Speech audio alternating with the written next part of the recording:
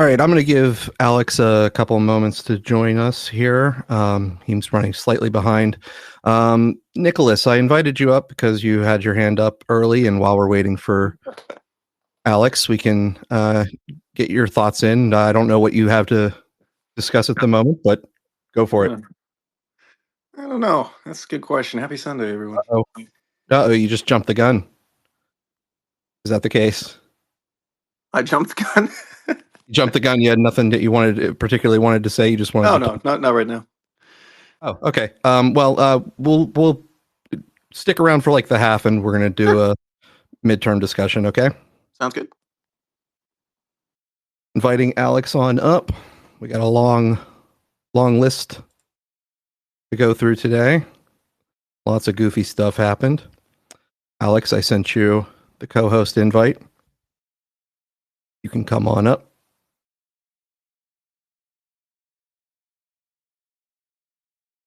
There we go. Hey, hello, everybody. Ooh, you got some echo going on. Do I? Yes.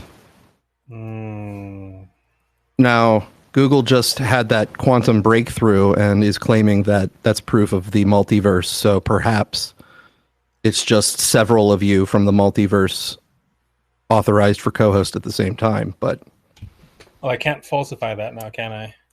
I don't believe so.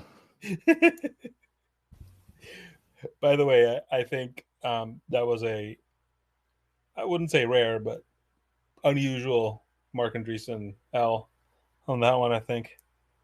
There's several people who have the credentials to make that claim that are making the claim that I just sit there and go, no, I don't believe you guys. Sorry. No, I mean, I don't like. There's a distinction between the claim, the computational claim being made, and the implications that are being drawn. Right. Oh yeah, that's what I'm referring to. The implications. Yeah, the implications that the computation had to happen across multiple parallel universes. Yeah. What happens when not all of the universes that you need to compute that fast decide to do it at the same time? But also, like, are we not performing a DDoS in other universes? Like, what's right? Exactly. The whole point is like, are we spilling over? I thought that wasn't supposed to happen. What's going on? Right. We forced. Did we force them to do the calculation, or did they force us to do the calculation? It all ends in simulation theory, my friend. All right. So you have a lot of echo. It's a very quick echo, so it's like reverb-ish. So if we can try to solve that for you, we can. Okay. Look, what I can do is probably, I'll drop off and come back in. All right, we'll try that.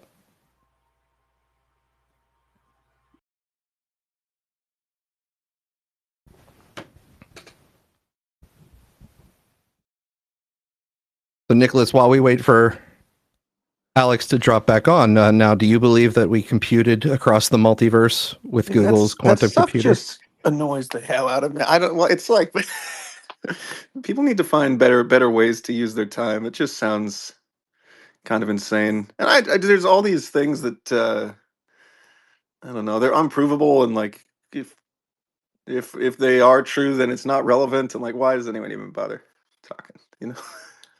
Gotcha. Yeah, I mean, there's a lot of people who like the multi-worlds interpretation of quantum mechanics, but if you really get down to it, it's hard to make sense of it practically. Now, of course, that doesn't mean that the way that the universe actually is constructed is something that we could ultimately cohere, but I'd like to believe that perhaps we could eventually rationalize it in some way, at least practically speaking. I think we got bigger fish to fry. All right, let's see if Alex right now. I like practical philosophy, not Hello, like... 1 2 1 2. Is this any better? Can you hear me? No. Now let me try to see if it's on my stupid side. Hold on. Keep talking. He's not super echoey to me. I believe we have a false accusation. When you say not super echoey, you mean not echoey at all, or not? I'm not hearing an echo. I'm hearing it on the. I'm listening on an iPhone though, so it does DSP and stuff. So okay. But I'm guessing it's not you. No, I believe I've concluded it's on my side. Apologies for the false start there and the blaming. It's all right, Gator. I'm used to it. Just keep talking. Give me like 30 seconds to try to solve it. If I don't solve it, I'll deal with it. Okay. I don't know what the difference between solving and dealing with it is, but well, that means that I have something I'm listening to that sounds completely bonkers. It just gave me a mental image of like you like shooting the computer or something. That sounds like a reasonable approach for me. That's no problem. It's totally within spec, which is what's worrying. So, are you going to judge that decision? Sorry? Are you going to judge that decision if I make it? I will judge it very positively, but I'm not your computer. It's like that. All right, I'm just going to deal with it. Oh no! He shoots the laser printer with a shotgun.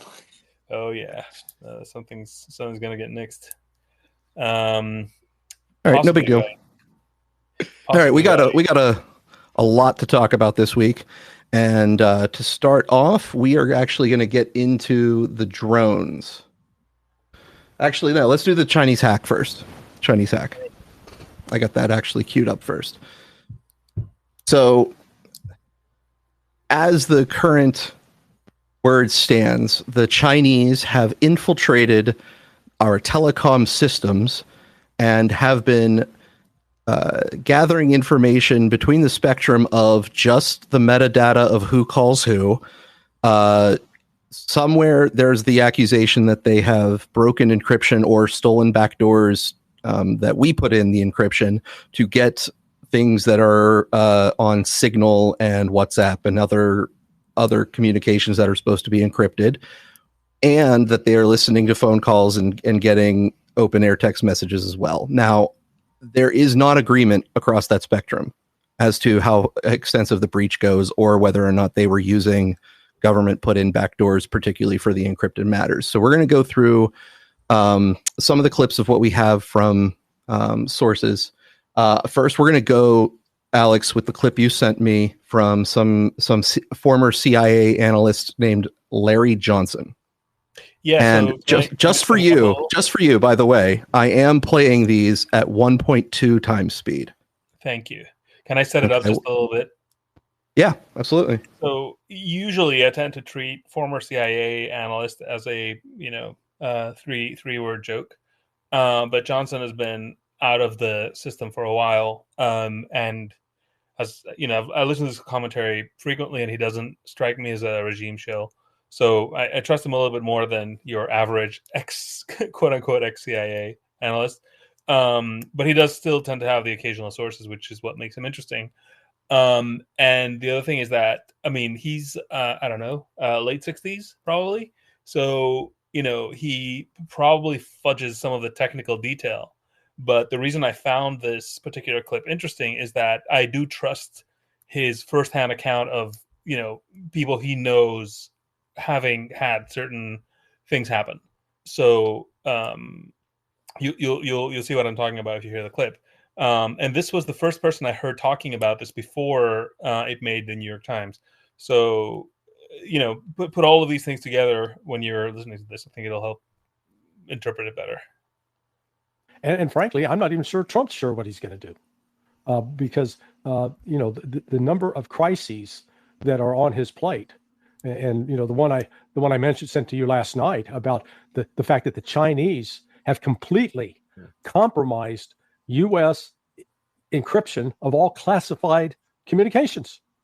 That's been completely, utterly compromised. And now the government's scrambling. There's a briefing this afternoon for members of the House to sort of say, oh, Houston, we got a problem. So now, why hasn't this been major news so far? Why isn't this on the lead of every newspaper? Because people aren't being told about how bad it is. I got a phone call from a buddy who's directly involved with it, and he was just briefed in on it yesterday. The government wide in the U.S. government were only briefed on it last week. The first word of it came out, I guess, about a month ago. Now that raises the question: how did we find out? Yeah, that was my question. Was there a walk-in?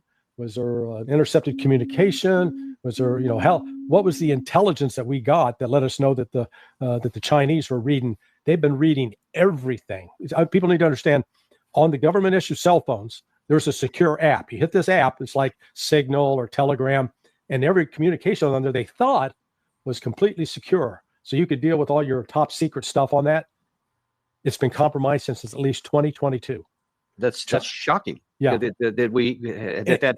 I don't understand how that even could have happened. Yeah. And how it happened was when the Department of Justice, the networks the military is using are the telephone networks, the systems, the Verizon, the AT&T, the Sprint, all of those, T-Mobile.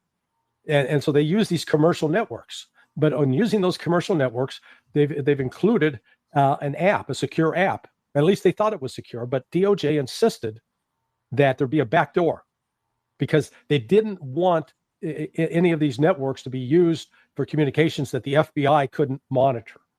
So all of these commercial networks left this backdoor in.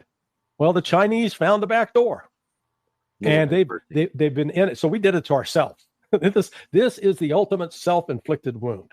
So that's one of the other things. Trump's going to come into office and be faced with this massive security breach that has compromised not just military operations and activities, but CIA operations.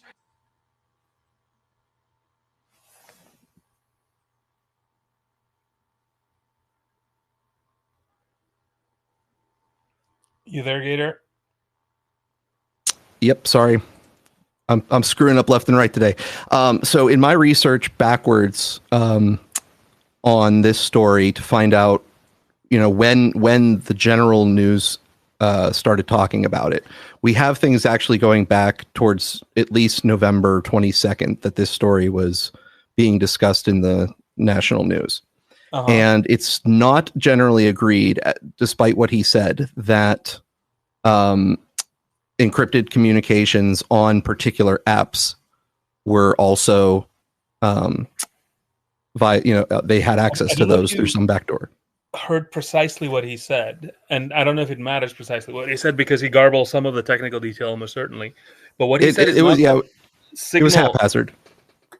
Signal was compromised. He said there is a government app that is like Signal that was compromised. Right. No, and I got that. That he mentioned those and at some point, and then said there's an app that they use. But going back in time, trying and looking at everything that I've been able to gather from the news stories, I don't see that as being a consistent claim. No, but that's the kind of claim that he would have a privileged point of view on, right? So he mentions, for example, somewhere else in that clip, that a buddy of his got his phone confiscated when he landed in Germany by U.S. Sort of authorities because they presumably have found the problem and they didn't want it being used anymore, stuff like that. Right. Now let me go back in time, take you to November 22nd, which was a New York Times article, one of the earliest ones that I found discussing this issue, and the title of it was "Emerging Details of Chinese Hack Leave U.S. Officials Increasingly Concerned." And I'm going to post that, of course, into the same feed that I normally do, so that everyone can also have have access to it, and pin that to the space.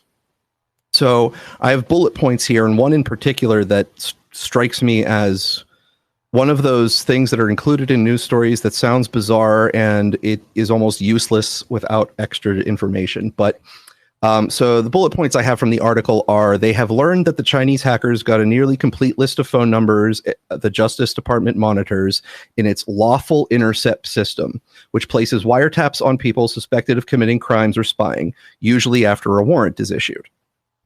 While officials do not believe the Chinese listened to those calls, the hackers were likely able to combine the phone numbers with geolocation data to create a detailed intelligence picture of who was being surveilled.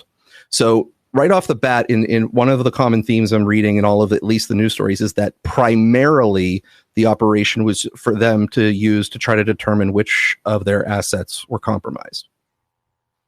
Mm-hmm. As a result, officials said, the penetration almost certainly gave China a roadmap to discover which of Chinese spies in the United States had been identified and which have been missed. Initially, officials thought the hack was limited to the region around Washington, but they have now found evidence of China's access all around the country, exploiting old or weak entry points in the cell phone network. Officials now believe that the hack has gone beyond phone companies to internet service providers, potentially allowing Chinese to read some email. While some Americans' phone calls and emails may have been compromised by the Chinese, officials emphasized that encrypted applications like WhatsApp and Signal were not penetrated. In addition, messages sent within Apple's own network were also safe. The discovery of the specific targeting of senior national security officials and some political leaders, including President-elect Donald J. Trump and Vice President-elect J.D. Vance, led the FBI and other officials to conclude that the Salt Typhoon hackers, which is the name of the group that they're giving it, I don't know if that's just the Chinese translation or the internal name, Salt Typhoon, were so deep in the system that they could actually listen in some conversations and read some unencrypted text messages. Now, here's the part that I highlighted for myself that is a bizarre statement. Critical parts of the American telecommunication system are too old to upgrade with modern cybersecurity protections. Some parts of the system date to the late 1970s or early 1980s, when landlines, not cell phones, dominated the network. One participant in the meeting said the only solution to the problem was ripping out and replacing the whole sections of the network, a process the companies have been slow to invest in. But now that right there begs to me that they just want the government to fund upgrades of their system because they don't want to pay the dole for it. This matches what Johnson said in the longer clip, where he's like, their only hope is Starlink. Yes, he did mention that. Of course, I can play that second half if you want me to. I don't mind. It's a long segment, so it's cool. We did a sort of a sampling, but I'm just sort of trying to put things together. It makes okay. So basically, what I'm reading is that there's certain firmwares or whatever that the NSA has made to defend against stuff, but it requires a certain level of programmability for those various switches or whatever they're using. And the stuff that's like ancient, just, it's way too sort of either analog or, early for it to be programmable on that level. So they are effectively like, butt naked in portions of the network that have access to the internal perimeter. So, you can secure, your hard to pass through gates all you want. If you still have your easy to pass through gates, and you get to the same level of privilege, then what's the point? And I wonder now if part of the problem is like literal physical compromise. Like people can like find the lines to get into their stuff. So the whole thing about like Yeah. ripping out parts of the network and things. I mean, look, it's definitely true that companies like this, telecommunications companies, do have a lot of tech debt from that long ago. It's absolutely true. Say it like that, yeah. Many moons ago, I can speak to this I worked a little bit. I was actually just in a telecom head end in Seattle, and it is Yes. filled with equipment that is extremely ancient. Yeah, And Alex, I this invited backdoor, Nathan up it is because Yeah, we've yeah. known him for so long. It's not surprising to me that somebody would be able to export or exploit all of the Kalia backdoors that are for lawful intercept. And there's probably just like a T-Mobile portal where you can just go see who's Kalia'd and Kalia whoever you want and get packet captures, text messages, call logs, call recordings. So anything unencrypted, which is not a lot, IP traffic wise would be interceptable. But anything So that's what would the entry encrypted, point be for that? What would the entry point be for that? either it's probably something inside of like the telecom networks. Either there's unencrypted stuff that there's some API endpoint that they can hit on all of the switching equipment, or IP network termination equipment that lets you just like put in a subscriber ID and it taps the traffic and gives you a file, or something along those lines. Yeah, they built this whole system to spy on people, and then the Chinese use the same system. Like, I'm sure there's some very easy to use interface to implement wiretaps. There's some meme that's like, I'm shocked that spying is going on in this establishment, right? Well, so the data that they're at least saying in the reports. So of course that's grain of salt. You take it with a grain of salt. They're specifying not that they can place wiretaps on whomever they want, but that they can get the data from the portal that wiretaps have been put on. That's definitely interesting. Yeah, I mean that. Yeah, I'm surprised they couldn't do both, but it still makes sense that you'd be able to do that. They likely wouldn't want to because it might blow their cover. You know what I mean? People would notice if they added additional wiretaps, but just scraping the data out would not blow their cover.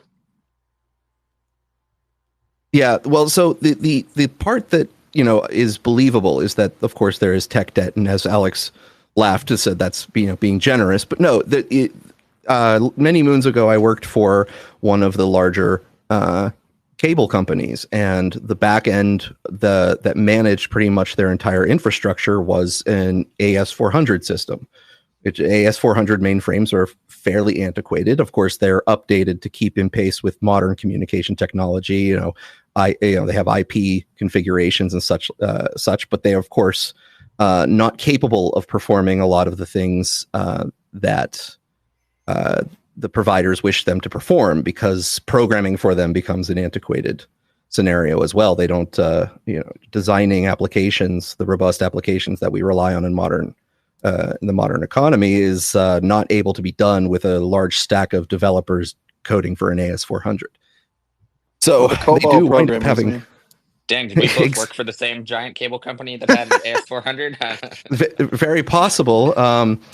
But yeah, so there's a lot of like duct tape and chicken wire gluing a bunch of older technology to newer technology, but it winds up being difficult for me to really truly believe that, unless we're just talking about hijacking the IP infrastructure, it really makes it hard for me to believe that they're using some of that old technology as their entry point to then get access to the rest of the system, because that just doesn't sound correct unless we're just talking about strictly IP networking related access like that. Yeah, I doubt it. I think probably they just accessed the portal. I do suspect that issue is orthogonal. Although it's true, like if your 5 ESS from the old Bell system uses a COM port, it's not going to have any security, but there are ways around that. The other piece of information that was shared in I guess it was later reporting in but it was at the NYT's sort of daily podcast, which is kind of like the I have that queued up next. The cream of the crop of their quote unquote journalism. But he talks about some sort of master password, being leaked. And that matches what Johnson said about the back. I might have missed that clip. We actually had that at large cable company. There was one password that got you into all the routers. Right. So maybe what happens is that the old systems are, the weak link that requires a master password to exist. And until that is resolved, they can't move the whole system forward. Just guessing here. It sounds like they just built a system to be exploited by the government, and then the Chinese did it too. Like I don't. Well, Well, I mean, early they on, are a government, and they wanted to exploit it, so they're like, it could be a combination of both. Tech debt, where the security considerations were not fixed as time went on, and people, of course, when you're trying to internally in a corporation justify your internal budgeting, there might have been a high cost to upgrade and replace equipment that did not have that issue, and of course, you can't just do that. You're not going to do like 1% of it at a time. You're going to actually try to get the budget to do that widespread, because if the weakest link is the one that breaks the whole chain. So it's hard to argue those budgets if the system is working and you have other focuses. Fighting for those budgets is difficult. So I mean, I can believe that there is truth to the network being out of date that possibly caused the problem, but the way that this is phrased still screams to me that it's attempt at getting government funding to upgrade it instead of actually just paying for it out of the real budget. I mean, let's add this particular piece of detail, right? That how would they know that it's Chinese hackers exactly, right? Because Microsoft is the one who's supposedly signaled to the telecom systems and the government that this was happening. Yeah, it is based off of them monitoring the hacker group themselves, supposedly. Yeah, Cohen, our other friend, sort of highlighted to me that, like, well, the only thing you can know is that they came through Chinese IPs, right? And they look Chinese, quote unquote, whatever that means. If you don't have the perpetrators and haven't like confirmed that it's them, all you have is some log files potentially with some, traces to some IPs, or like, what are you going to have that tells you, identifies a specific person on the internet, right? Like that's a non-solved problem. So it's also like kind of goofy that if you were a Chinese, especially state-sponsored hacker, that you would show up from Chinese IPs. And call yourself Salt Typhoon. Yeah, like come on. At least use like a VPN, if not 7. Yeah. So I'm just saying this because all reporting I have seen treats the Chinese part as a given, and I mean maybe it's a given, but I have no way of knowing. I mean, the giveaway could be something like, what are the phone numbers that they requested the logs for, and if they're all like, a certain type of person, you might be able to make inferences or something. Yeah, I agree. Could be. Or it could be some other. You can come up with reasons. All I'm saying is like you can have indications, but I don't know what proof looks like. So I'm gonna play some of these clips I have from the Daily that you just mentioned, Alex, to try to get what is being reported as the freshest information. It's the big one. It's from China. It was run by the Chinese Ministry of State Security and hackers working for them. It's got a strange name. It's called Salt Typhoon. Okay. But the key thing to know here is that this is a hack of America's telecommunication systems. It's a hack of AT&T and Verizon. It's a hack of all of the smaller communication systems. And what's remarkable about it is that the Chinese were able, by spending millions of dollars and a lot of time, to figure out how to get into the core of what binds the United States together, which gives them access to so much more. What's really striking to me is the degree to which this has freaked out American officials. The head of the Senate Intelligence Committee, Senator Mark Warner, who was himself a telecoms executive in a previous life, told me it is the worst intrusion into the United States he has ever seen in his career. Wow. Jake Sullivan, the national security advisor, organized in the Situation Room a meeting with the chief executive officers of each of the major telecommunications companies. They dragged them to Washington and said, we are going to have to figure out an emergency way to get the Chinese out of your systems and to rebuild those systems so they can't get back in. Got it. So the first thing we know is the telecom companies were clueless for a year, maybe 2 years, that the Chinese were in their system. In other words, they had their radars off. In fact, for some parts of their systems, they never had radars on at all. And the second thing is that Microsoft researchers put the telecom companies onto this for the first time. The telecoms missed it entirely, but Microsoft noticed that Chinese hacking groups that they follow were targeting these companies, AT&T and Verizon and many others. And suddenly they realized that the Chinese were inside an American system, and they were the first ones to send up the alert. Not only were the Chinese hackers there, they had figured out a way to go target some very specific national security officials and politicians, including President-elect Trump and Vice President-elect Vance. Then they discovered that the Chinese could actually listen to some conversations. Wow. Were they actually listening to Trump and Vance's phone calls? We don't know for sure what they listened to or whether they actually tuned into some of those conversations, but American investigators seem to have a pretty high certainty that they did. And then we also learned that these hackers could read open, unencrypted texts. That would be, for example, if you were sending a text from an iPhone to an Android. So it's not staying within the Apple network and it's going out as an SMS message. Amazing. I mean, that is really a violation of American security. It really is. And it tells you how effective they are. And initially, the American investigators thought that the Chinese were just really focusing on Washington and Washington players. But the more they dug in, the more they discovered, no, they were in the entire system around the country. And then it got worse, because it turns out that the telecom companies run for the U.S. government the lawful taps that are put on the phones of suspected criminals or spies. Basically, the way that the U.S. government phone taps people it thinks are spying for other countries. That's right. And of course, the government can go get the warrant, but the government doesn't run the phone system. So then they have to take that warrant to AT&T or Verizon or another company and say, we need to tap this phone number. Well, the Chinese got in so deeply that they could figure out which phone numbers they were listening to. And then they could figure out, wow, they're on to this suspected Chinese spy, and they're on to this one, but they don't know about this. Now, there's an exception to this. When you're talking on an ordinary phone line, the phone conversation is largely unencrypted. But if you're talking over WhatsApp or Signal, or even if you are talking from iPhone to an iPhone, or messaging between iPhones, then those are usually encrypted. And the Chinese would be able to see that there was a conversation underway, but they couldn't listen in or look at or read the line. And last week, the US government, for the first time that I can ever recall, came out and told Americans, you should use encrypted apps to communicate until we have this problem solved. And that's a big change, because it was only back in the Obama administration that the FBI was complaining about encrypted apps, because they couldn't listen in if there was a criminal case underway or a kidnapping. Exactly. It needed access to people's phones to be able to see what the... How did China actually pull it off?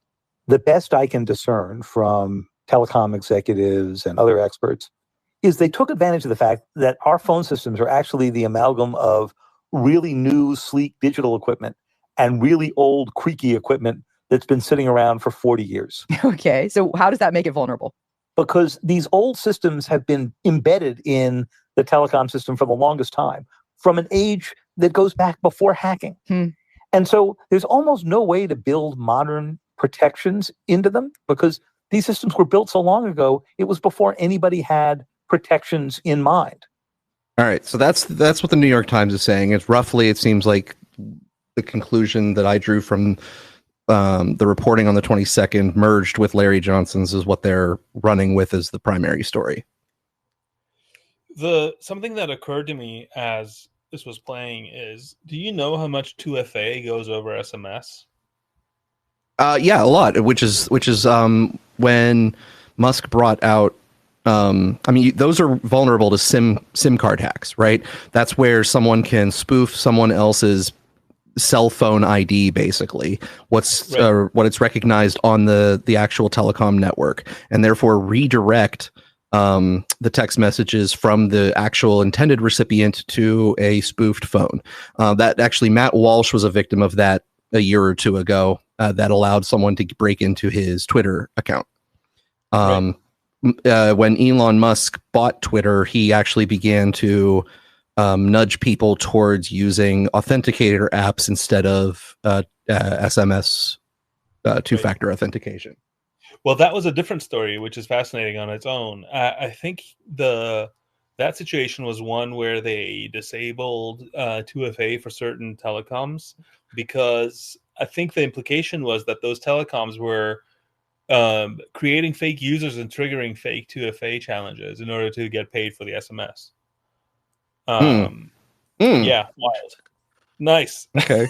That's amazing. I mean, I think the other issue with SMS is that a lot of times talk about demand generation. Am I right?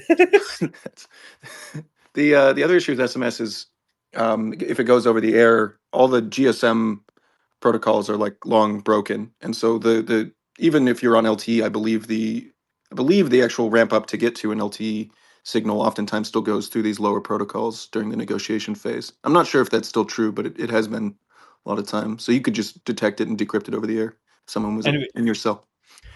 My point was that if you, I'm trying to bridge the stories between the sort of low level hack and the sort of application level hack that Larry Johnson was talking about, by thinking that perhaps if your 2FA is if your 2FA is captured, then somebody else could potentially. Yeah.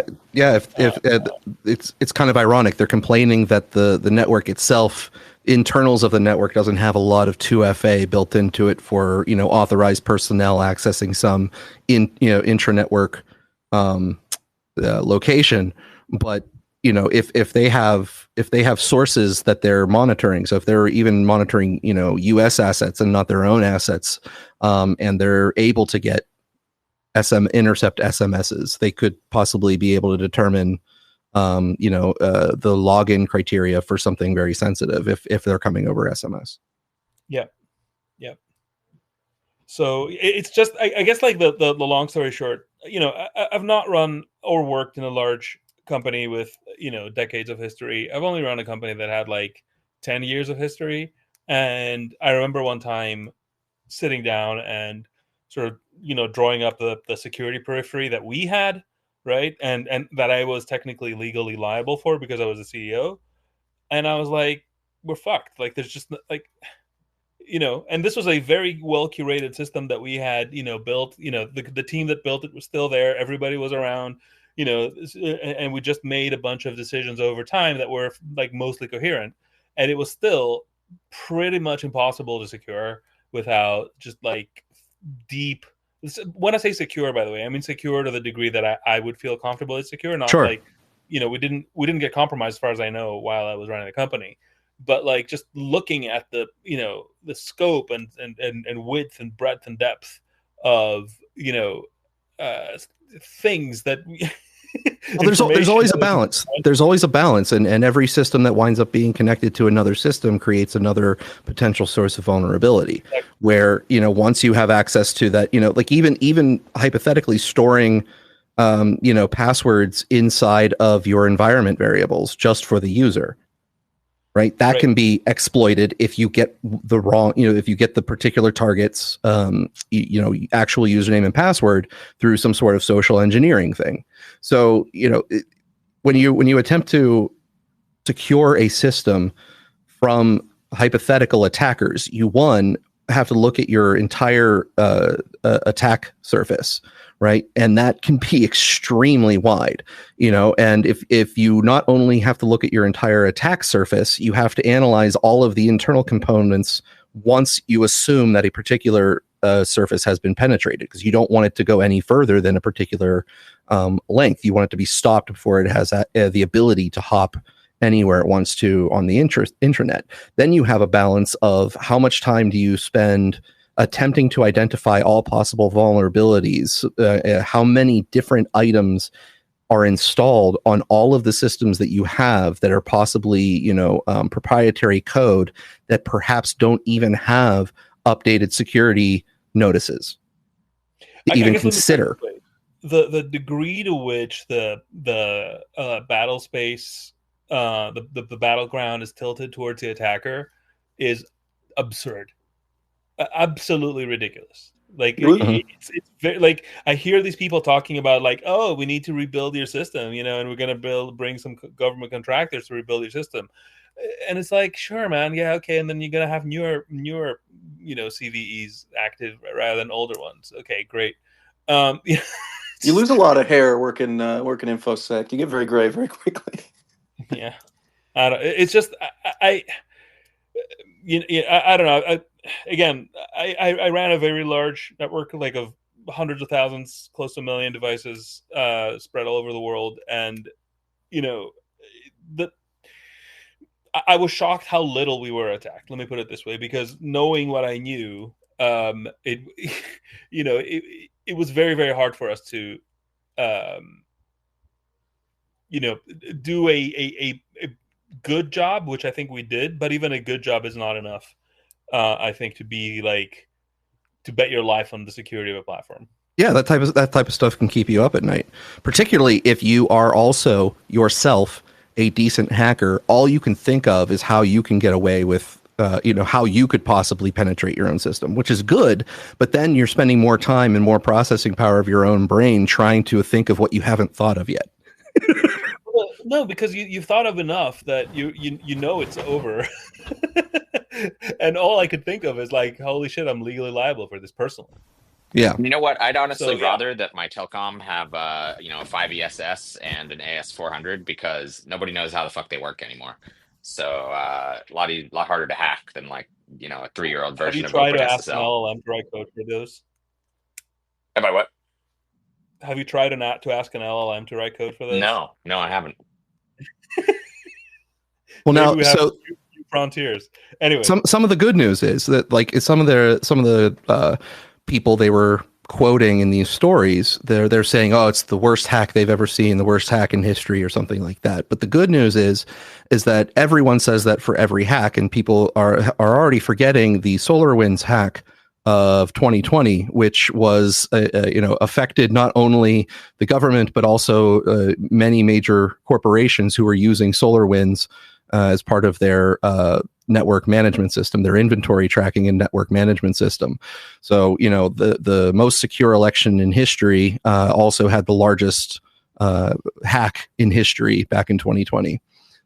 So, yeah, which I mean, again, tells you how much. Like, it was a funny thing that she said at some point at the New York Times. She's like, "We've talked to telecommunications executives and other experts." It's like, are you claiming that telecommunications executives are experts now?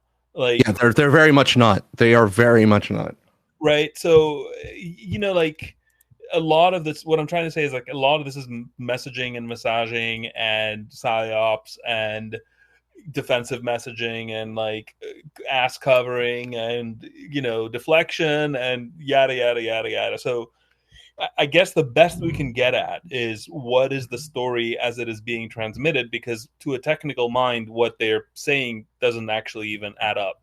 But maybe there is a coherent story that is being transmitted. Now, there's another level of question whether that story is true or, what part of it is true or whatever.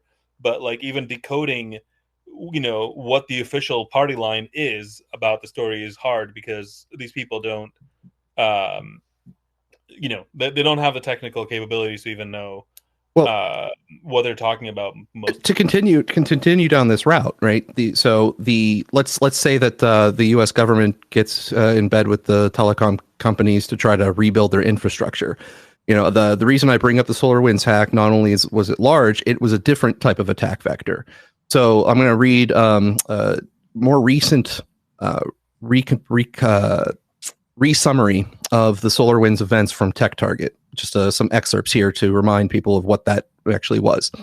So more than 30,000 public and private organizations, including local, state, and federal agencies, use the Orion network management system to manage their IT resources. As a result, the hack compromised the data, networks, and systems of thousands when SolarWinds inadvertently delivered the backdoor malware as an update to the Orion software. The hackers used a method known as supply chain attack to insert malicious code into the Orion system. A supply chain attack works by targeting a third party with access to an organization's system rather than trying to hack the networks directly. The third-party software, in this case, the SolarWinds Orion platform, creates a backdoor through which hackers can access and impersonate users and accounts of victim organizations. So even if they start to build... Right. those networks, they also have to make sure that whoever they're partnering with and whatever their update process is doesn't allow them to become susceptible to this sort of, man in the middle attack software wise, right? And you're going to have a huge problem doing that, because you're going to try to come up with a standard, and that standard you're going to want met by all of the telecommunication companies writ large, meaning you're probably going to wind up recommending they all adopt the same platforms to solve all the same identical problem, which means now everyone is consolidated into a specific supply chain. Possibly, you're probably not going to let them mix and match technologies. I have a suspicion that half the Python packages are just like typo squatted malware that you'll install on your machine if you mistype a package or whatever. Like, Look, this problem is so screwed. Like, it's not solvable. Of all course, you have to do is create a parallel civilization that has its own languages and packages and chips and switches and protocols. As a less consequential, don't let people know you have it. As a less consequential version of the supply chain attack there, I'm reminded of, and I just posted a link to the thread here, and I'll share this with space. It's one of my favorite stories of the last several years. It was a Node.js problem where a man who maintained a package that was basically a module in every single web-based project that was written in Node. He deleted his module, and everyone went to run the update on their code, and it broke all of the software across the internet. Breaks the entire internet. Yeah, I remember that. Yeah. So a man in Oakland, California disrupted web development around the world last week by deleting 11 lines of code. The story of how a 28-year-old Azur Koslu briefly broke the internet shows how writing software for the web has become independent on a patchwork of code that itself relies on the benevolence of a few fellow programmers. There's an XKCD for this. Let me tell you. Like, that's a giant tower financial system on top of Excel 2003. Guys, do you remember this story? I'm sending it to the space now. About microchips found on motherboards that looked like signal conditioning couplers or whatever. That basically, there was this whole story that Bloomberg sort of bet its journalistic integrity on, which I realize is not a high bet. That effectively, there was like a physical supply chain attack on all the server board chips, all the server motherboards of, I believe it was Supermicro or something. Yeah, and the only thing I know is that it was questioned a lot whether the story was real. But there's also that. Oh, that stuff is real. Like, you should just assume at this point that they have the capacity to tamper with chips and fab processing. Like, that's why people are so concerned about TSMC. Well, so that too, and then so here's a related story that I'm bringing up here from 2013, which was the secret contract tied NSA and security industry pioneer. From Reuters, as a key part of a campaign to embed encryption software that it could crack into widely used computer products, the U.S. National Security Agency arranged a secret $10 million contract with RSA, one of the most influential firms in the computer security industry, Reuters has learned. Documents leaked by former NSA contractor Edward Snowden showed that the NSA created and promulgated a flawed formula for generating random numbers to create a backdoor in encryption products. Like, even so, your pseudo-random number generators that wind up becoming like part of the OS, so you just use the default OS random number generator, winds up being a backdoor for the NSA. I think there was a reason Linux never let you access the hardware random number generator. Like, that was built in for a while. Yeah. Anyway, I can talk about this forever. I guess the what I continue to be baffled about is this whole act that they got in and this was really bad, but of course we could fix it if only we could rebuild the network. And I'm just sitting here being like, what are you even what are you talking about? That's my reaction to all this. Is not like, oh my god, the Chinese are whatever, they're hacking everything or something. It's more like, why are we even fighting this battle? Like, what are you trying to accomplish? How are you going to get there? Maybe they have a plan that I don't understand, but as far as I can tell, China has a lot of smart people in it, And, there's more of them graduating with STEM degrees every day. And some of them are good hackers. And, I've seen what good hackers can do when they dedicate themselves to a task. And again, the imbalance towards the attacker is ridiculous. It's not even like there's just so many ways to get through. And the good thing with the advantage that an attacker has is that they don't care how they get in. All they need is to get in. They could go social, they could go through your phone network, they could go through everything in between. Basically, they could hack your supply chain, they could, who knows, well, right? And surprisingly, hackers who wind up being some of the most autistic people also wind up learning a lot of social engineering skills that are fairly interesting. So one hack I recall involved the FBI, where they had a PHP front end web page where you could request that they get back to you on something. And the content of the email actually was embedded in the PHP page. So what happened is you would put your email address into the form, and then there would be some backend call that the PHP page actually made that contained the email that you wanted to that they wanted to send you, saying, "Hey, we've gotten your request. We'll get back to you." So when the hacker found this out, all he did was change the content of the email so that he was sending out official FBI, from their servers, emails to whoever he wanted just by changing the email address that he put into the form. Oh my God. So now he can send anyone an email and legitimately pretend to be the FBI.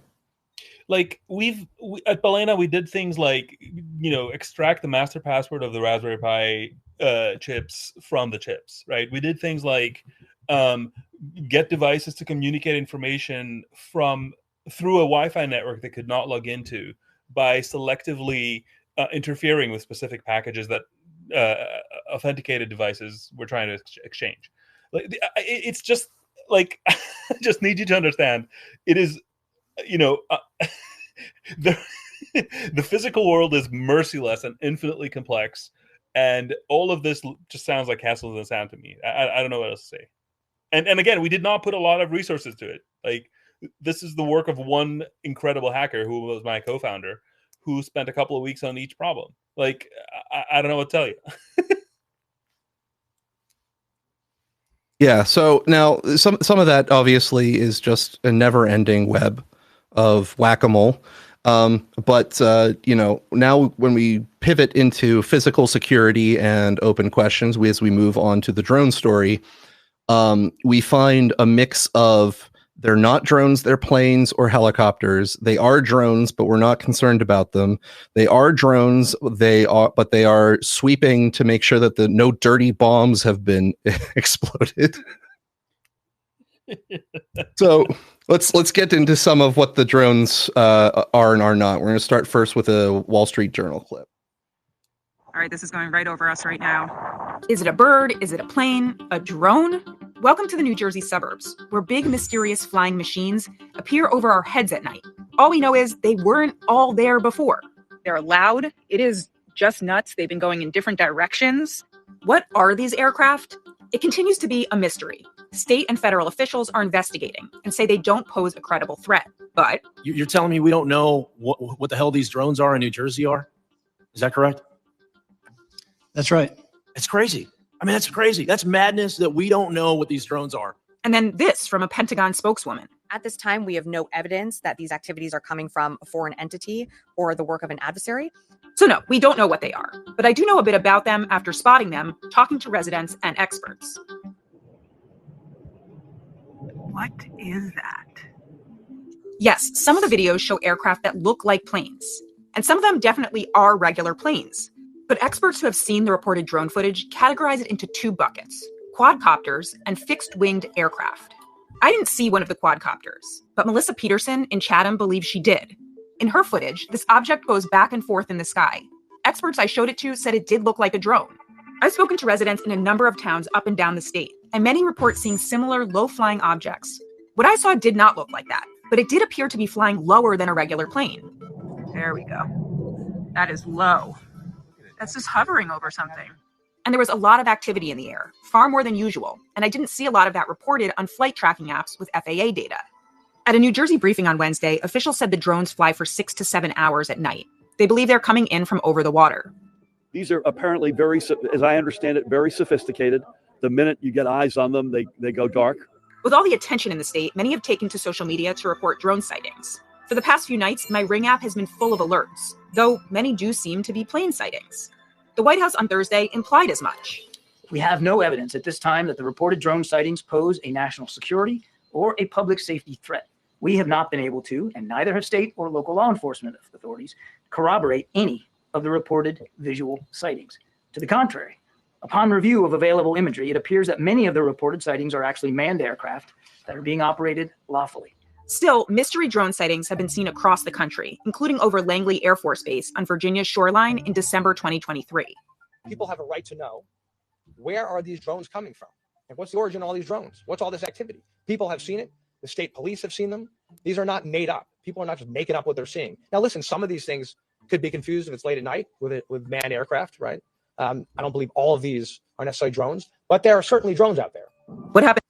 All right, so I want to take some thoughts on what the drones are, or if they're all just misidentifications or harmless hobbyists.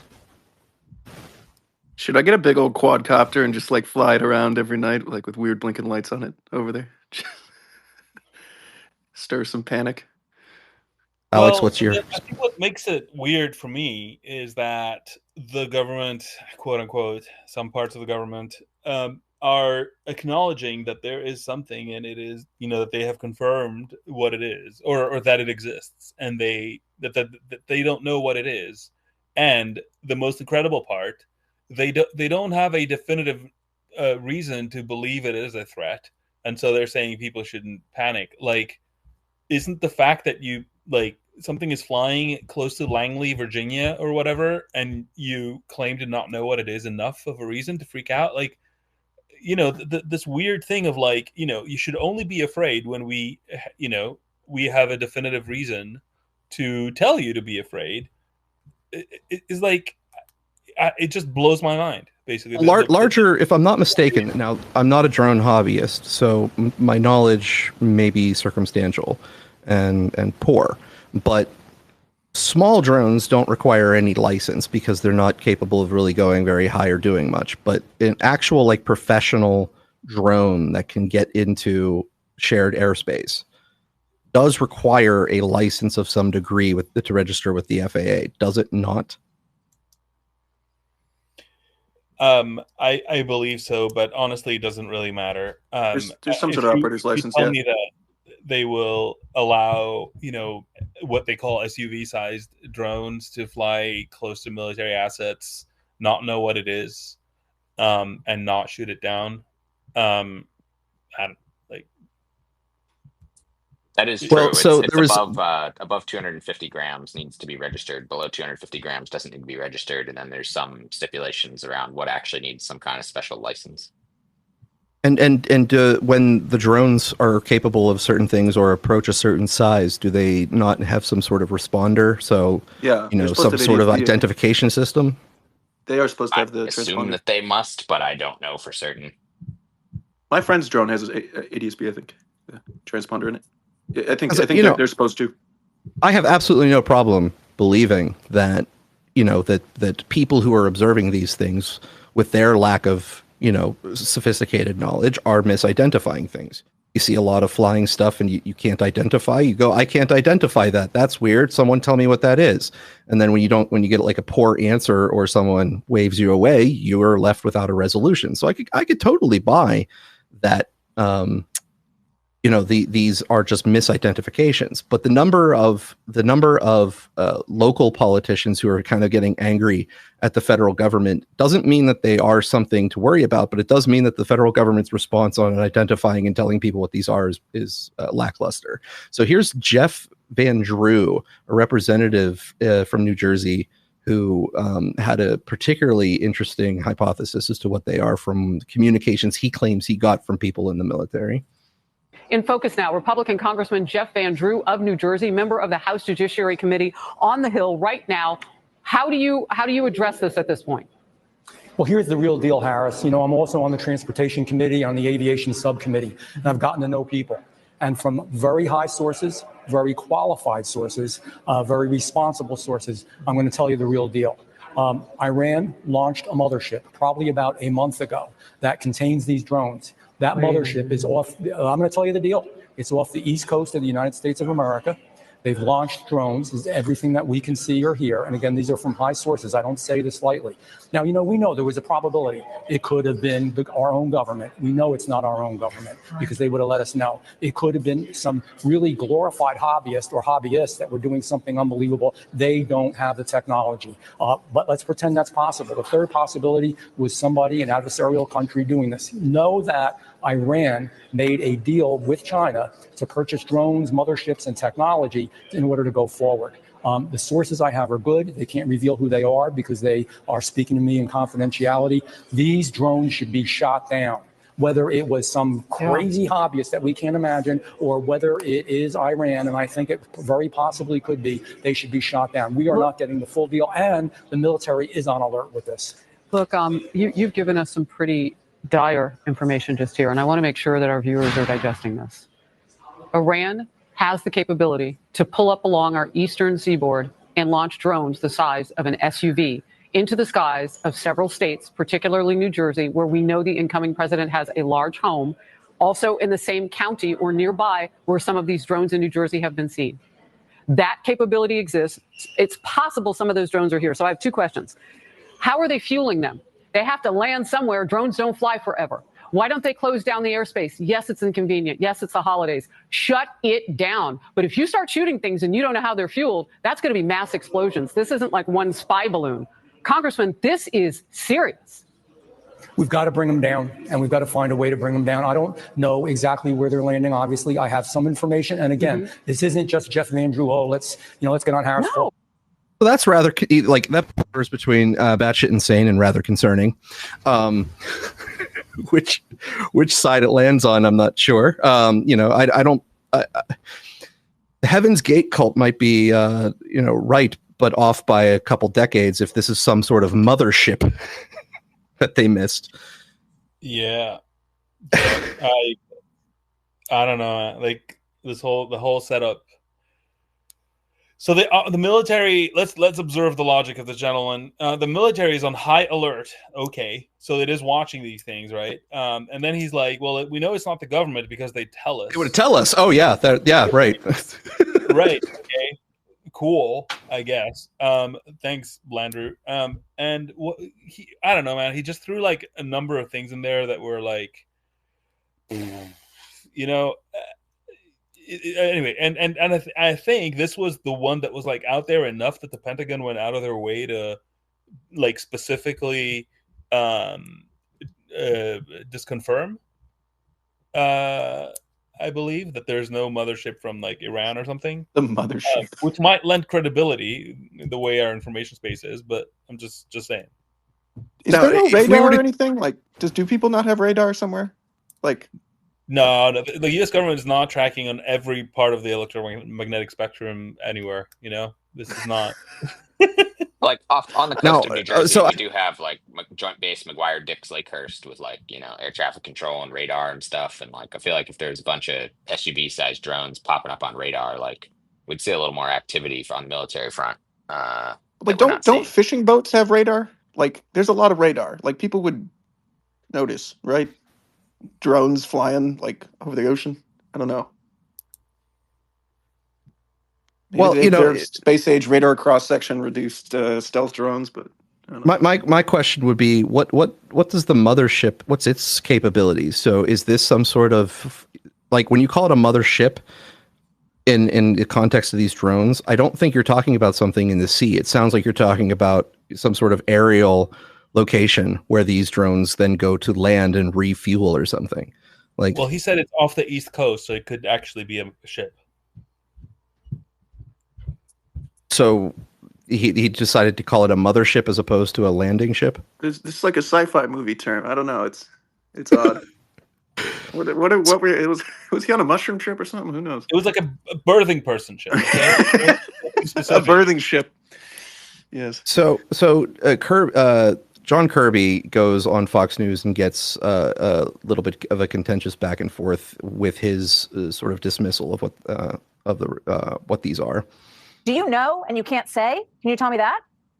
No, I'm telling you, Martha, I'm telling you, we don't You know. don't know. We All right, don't, let we me can't ask you this. corroborate every single sighting. Some of them we have, not all of them, and we're working hard to do that. We know people are afraid of it. We know people have concerns. We have those same concerns. Yeah, because they're what I flying over can your tell you- house and it sounds Of like there are course. motorcycles landing on your roof. Of So course. let me ask you this.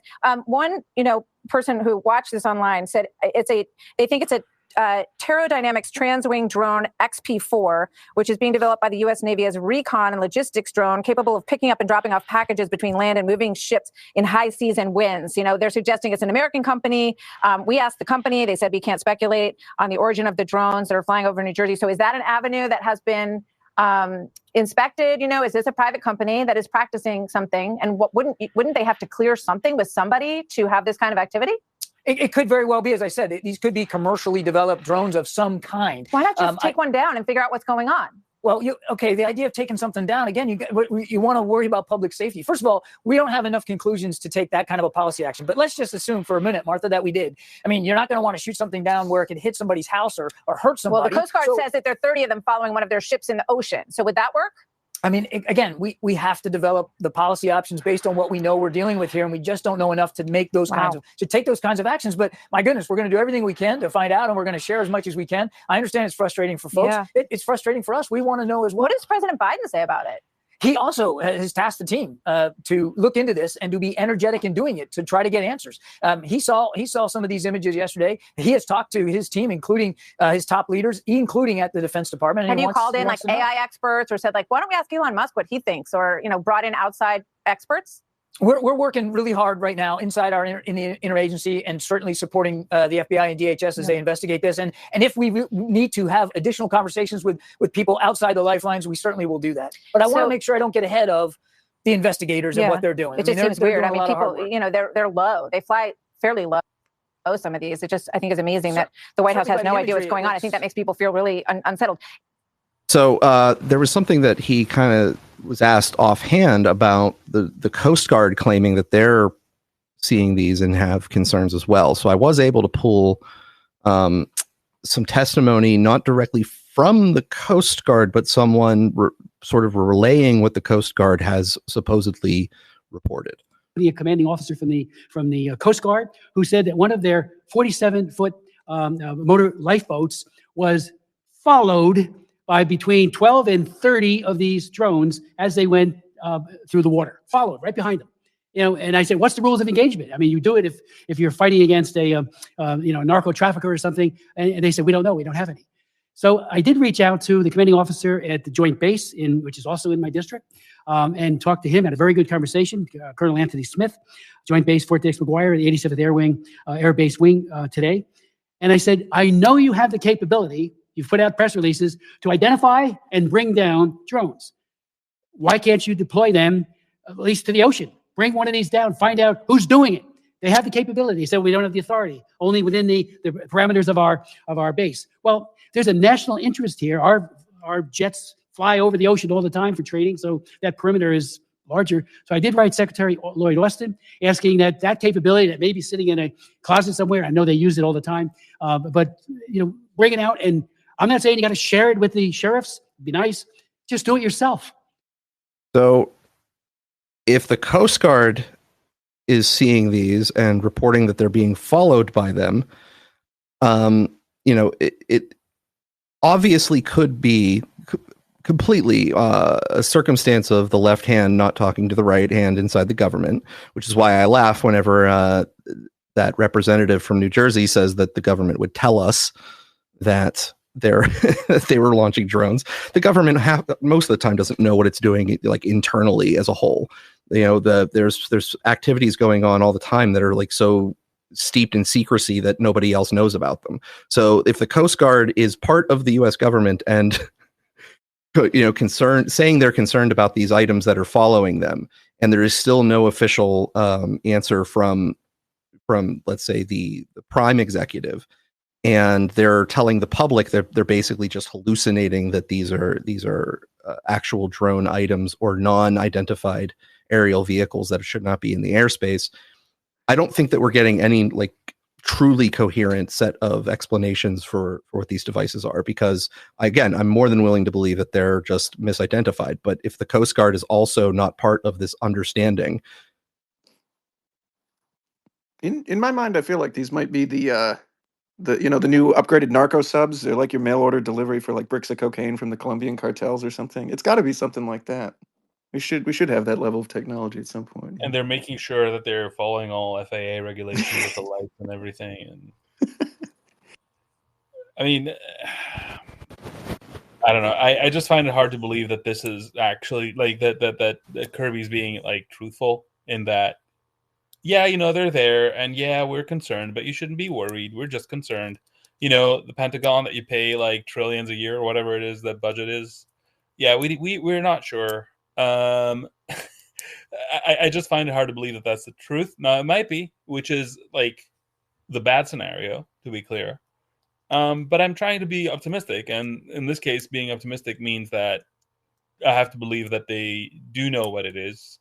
They're just choosing not to reveal it at the moment. That they control whatever center is sort of behind whatever is happening in this particular story. Controls both hands of this particular story, which is the actual phenomena itself and the communications part that is sort of this bumbling thing. And I don't know, my mind is like, are they either what is going on is some kind of embarrassing and they don't want to sort of fess up, or the actual confusion and panic is the point. I did hear that the FAA's reauthorization is up for the 20th of December, and that the new reauthorization bill contains new powers to control drones, which I guess you would expect. So I don't know if that's something that is relevant. So just to clarify what you're talking about there, basically the hypothesis behind that is that the government is flying these drones to create the speculation about what they are, provide no answers, so that a security bill that involves drones in the airspace can get renewed to allow them and afford them additional abilities security wise. I mean, again, it's a hypothesis that I'm floating. I don't know if it's true. What was weird is that in several statements that have come out of various agencies, including Homeland Security, they make sure to say, and we need additional powers to deal with this. This is like, I've seen this in, I think, 3 separate government statements or statements from government persons. That, oh yeah, and by the way, we need additional authorities, which is the only coherent, bit of amazing. They never have enough authority. Yeah, no, I mean, it's surprising. Obviously. So I mean, again, do I think that that's what it is? Look, I would not absolutely not rule it out. Let me put it that way, because this whole story is ridiculous. So what do I know? But yeah. Okay, because you invited Elon chime in on a meme about this, so that's pretty good. We get the official Elon take. So Alex, you personally invited Bryce the other day to join us. Now, I just want to maintain some sort of a moderator like stance here. We generally try, because we have a long stack of things to get to keep the speakers on a short list and try to relegate them to the midway points and the end.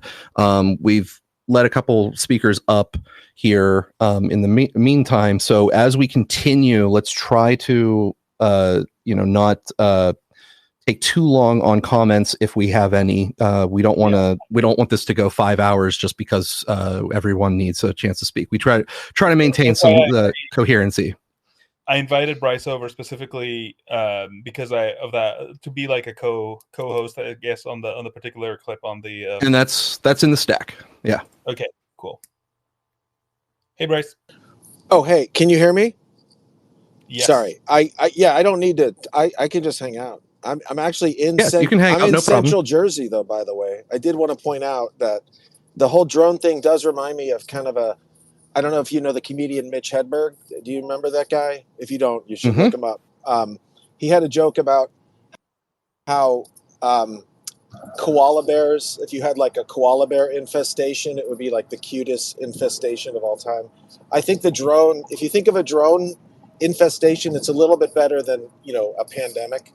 But I guess I think it's interesting to speculate, but of course, if this was anything to be concerned about, then they would have shot them all down, correct? Not that I have anything substantive to say about the drones other than it reminded me of the Mitch Hedberg koala bear infestation joke. So I'll go away until you want me to talk about. What were we going to talk about, Alex? Was it about It was which the thing? it was Jay the Bhattacharya, This Week in Virology podcast. Oh, yes. Oh, yeah, I was actually just referring. Okay, sure. So whenever you want me to talk about that, I'll unmute myself later. Okie dokie. All right. So I'm gonna Beat that play. drum. What's that? Beat that drum. You're our rhythm maker. So All right. Well, so what I'm going to play next is just some discussion from various mayors in New Jersey and their complaints, essentially what they're hearing from their constituents, what they're hearing from the people in their government about what they're seeing and their lack of response from the federal government. All right, so you're here today. You were just inside. You walked out. Why? I walked out because it was worthless. It was the biggest amateur hour presentation I've ever seen about anything. Okay, it was ridiculous. There were no answers. Every question that was asked by a member of the state legislature, great questions, no answers, no resolution. They don't know where the drones are coming from. They don't know who's doing it. They don't know why they're doing it. But they say there's no credible threat. It was annoying to be there. I drove 2 hours to be here today. Spent an hour in there. I got to drive 2 hours back. The biggest waste of 5 hours in my entire life. So why do you think they called this meeting? No idea. Why would you call me to tell people you don't know anything? I have no idea. And then when the legislators would ask questions, there were no answers. Here's the most frustrating part. The colonel of the state police said that he had a helicopter of his flying above one of these drones, a 6-foot drone or something. I can't remember exactly what he said. And he felt unsafe for his helicopter, so he just let it go. Just let it go. But where to go? Who knows? Didn't want to follow it because he didn't feel safe. Is that not the most ridiculous thing you've ever heard? I mean, honestly. Do they have any idea where these drones are originating? No, they don't. They would. Maybe if they followed that sucker when it landed, they would know. But they don't. This is a complete lack of effort, in my opinion, on trying to figure this out. This is not about ability. We have the technology, we have the people, we have the training, we have the resources, we have the money. It's just a lack of effort. I mean, why? I don't know. They should be saying, you know what they should have done today with productive use of our time? If they didn't know anything, come in there and say, hey, legislators, we don't know anything. But if you get us these 10 things, do these 10 things for us, the governor calls in this kind of action, we can figure it out. Will you help us? And then we would have helped them. But instead, it was just excuse after excuse, and we know nothing. It was infuriating, and I got up and I walked out. You've been in the service, right? Yeah, I was an attack helicopter pilot, Apache helicopter pilot in the Army, and I helped stand up the initial unmanned aircraft training battalion in the aviation sector of the Army. So I know a little bit about what I'm talking about, and these guys are not doing the job they need to do to figure out what's going on, and that is the Department of Homeland Security, the FBI, and the state police. And they're saying no threat to Americans. They're saying no threat, but how the hell do they know? They don't know anything. They don't know what it is. They don't know where it comes from. They don't know nothing. When I walked in here today, I was actually pretty calm. I was excited to be here to find out a couple things. I thought they'd be like, hey, listen, it's FedEx trying to figure it out. But instead, I got the most ridiculous amateur hour briefing I've ever sat through. So, there's definitely a good number of passionate passionate observations and replies to the federal government going on. And there's I'm going to be attaching these, so these aren't going to be nameless government officials in New Jersey. This next one, though, was a more of a public speech trying to alert the public or follow up with the public about the actual events. New Jersey has some of the best detection equipment in the nation, I am told. We have by far the most robust equipment, is what the state police told us. The detection equipment is up, but not detecting. These are 6-foot drones that are somehow evading our detection. They are not being detected. Here's some unknowns. And again, they were very transparent today. So some of the unknowns, the state police says unknowns. We have no idea where they're taking off from. No idea. We have no idea where they're landing. No idea at all. We have no idea who's behind them, because as I mentioned, they are not state, and we are told it is not federal. We have no idea the drone types, as I mentioned before. They stay up about 6 to 7 hours, and if you're a drone operator, you probably know that that's a very, very long time. We know that we've gotten close, but when we do get close, the lights have gone dark and they have left the area. And we do know that they are flying, as I've repeatedly said, they are flying over critical infrastructure like reservoirs, Picatinny Arsenal, Trump Bedminster, and our nuclear power plants. So that right there was New Jersey Mayor Melham from Belleville. So, I mean, it's clear that the federal government is not being responsive to not only, the random assertions of citizens as they find their way onto local news or something, but apparently the actual local governments. Now, whether or not the governor knows and the White House knows, and they're keeping it secret between themselves for some reason, of course, national security purposes always. But it's not filtering down to the lower levels, and so everyone who is more directly connected to the constituents is seemingly just as furious as the random constituents that wind up on the local news. The whole thing is just wild, man. Like I don't look on one hand, right? Remember the whole furor around Pete Hegseth not having applied or being accepted to West Point recently? Yes, I was going to include that on there, but we had such a long stack of stuff. So Hegsmith, who is go ahead. My point is, so Pete Hegseth, the nominee for heading the DoD, was being given a colonoscopy by ProPublica, where they tested all of his statements, I guess, and particularly he said he applied and was accepted to West Point. So they went to West Point and said, did he apply and was accepted to West Point? And West Point came back and said no. So they were gonna, go after him hard. Except he came out with the letter of acceptance, right? The signed letter of acceptance that he got, and that kind of stopped them in their tracks. But in my mind, it's like, well, I mean, he didn't have to have kept that, right? Like, who keeps some random okay, it's West Point, maybe, whatever. But there could be, you could lose that, right? Things happen. Basements flood, things catch on fire. I don't know. You could lose stuff. And so, we have a government that doesn't know basically who it's accepted or not to its top military academy. It has one extra slight layer to it, and that is when ProPublica reached out to Hegseth, they asked him why he lied about it. Right. So he had his copy, which he could have lost or misplaced over the years, but they asked him why he lied and not were these individuals we reached out to correct. Right. But and the thing is that, yeah, we assume that the government knows what they're doing, right? And so there's a lot of, I guess to me the part is look, there is some, if we assume that there is something going on with the drones, right, and there is at least one organization that is doing that thing, and that organization can see the news, right, and they know that this thing is causing chaos, right? I mean, even if you haven't been told to stop, you're like, hey, we might not want to continue doing this given the chaos, right, that we're causing. So at this point, again, I think the chaos is either the point or part of the point. I have a hard time believing that the U.S. government doesn't know what it is, and if it doesn't know that whatever is part of the government that is doing that, if it's part of the government that's doing that they are just unaware that people are getting upset about it, or that it's fucking Iran with a mothership. What is it? By the way, what is the mothership doing? Is it loitering? Exactly, right? Can we take a photograph of the mothership? Can anyone? Yeah, I don't know, man. There's a lot of satellites that people can have access to for just a couple dollars that, actually can do some more real-time things, particularly in highly populous areas. So can we get one of those to see it?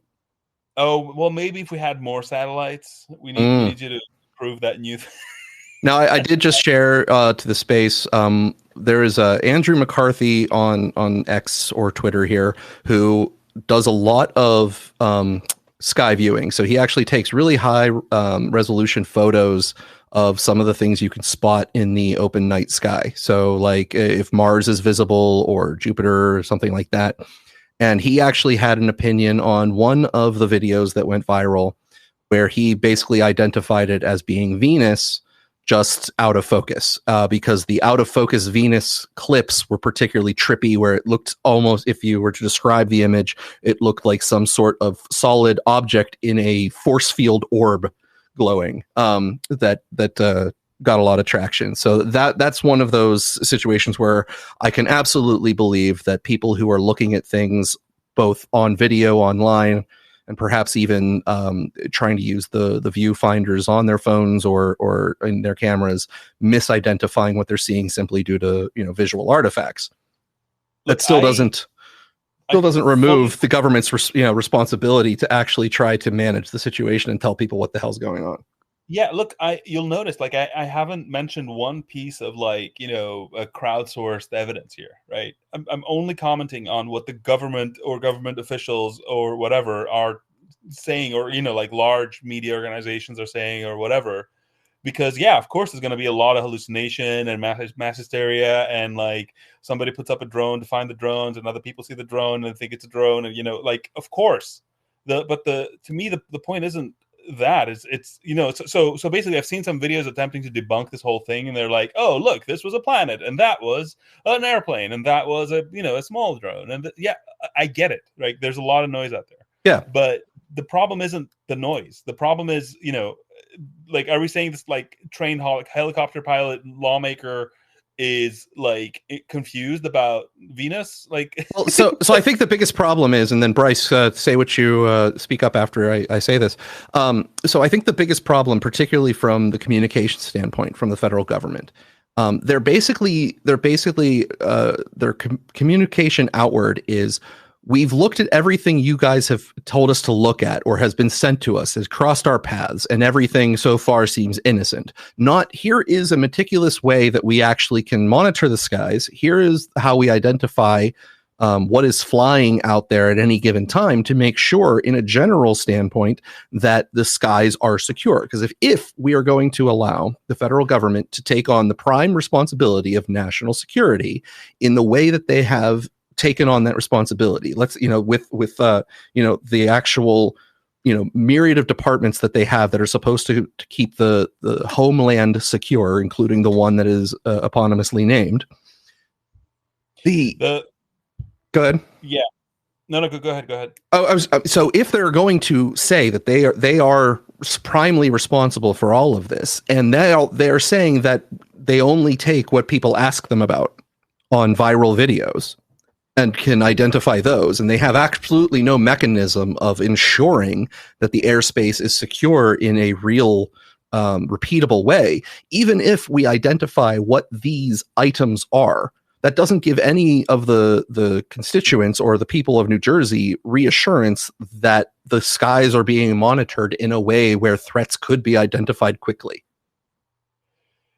Before Bryce jumps in, I will say one thing just to get his blood pressure up, and then we can let him loose. This whole thing reminds me very much of reading the Slack messages that were released by the Proximal Origins group, where they were trying to figure out what COVID was. Yes.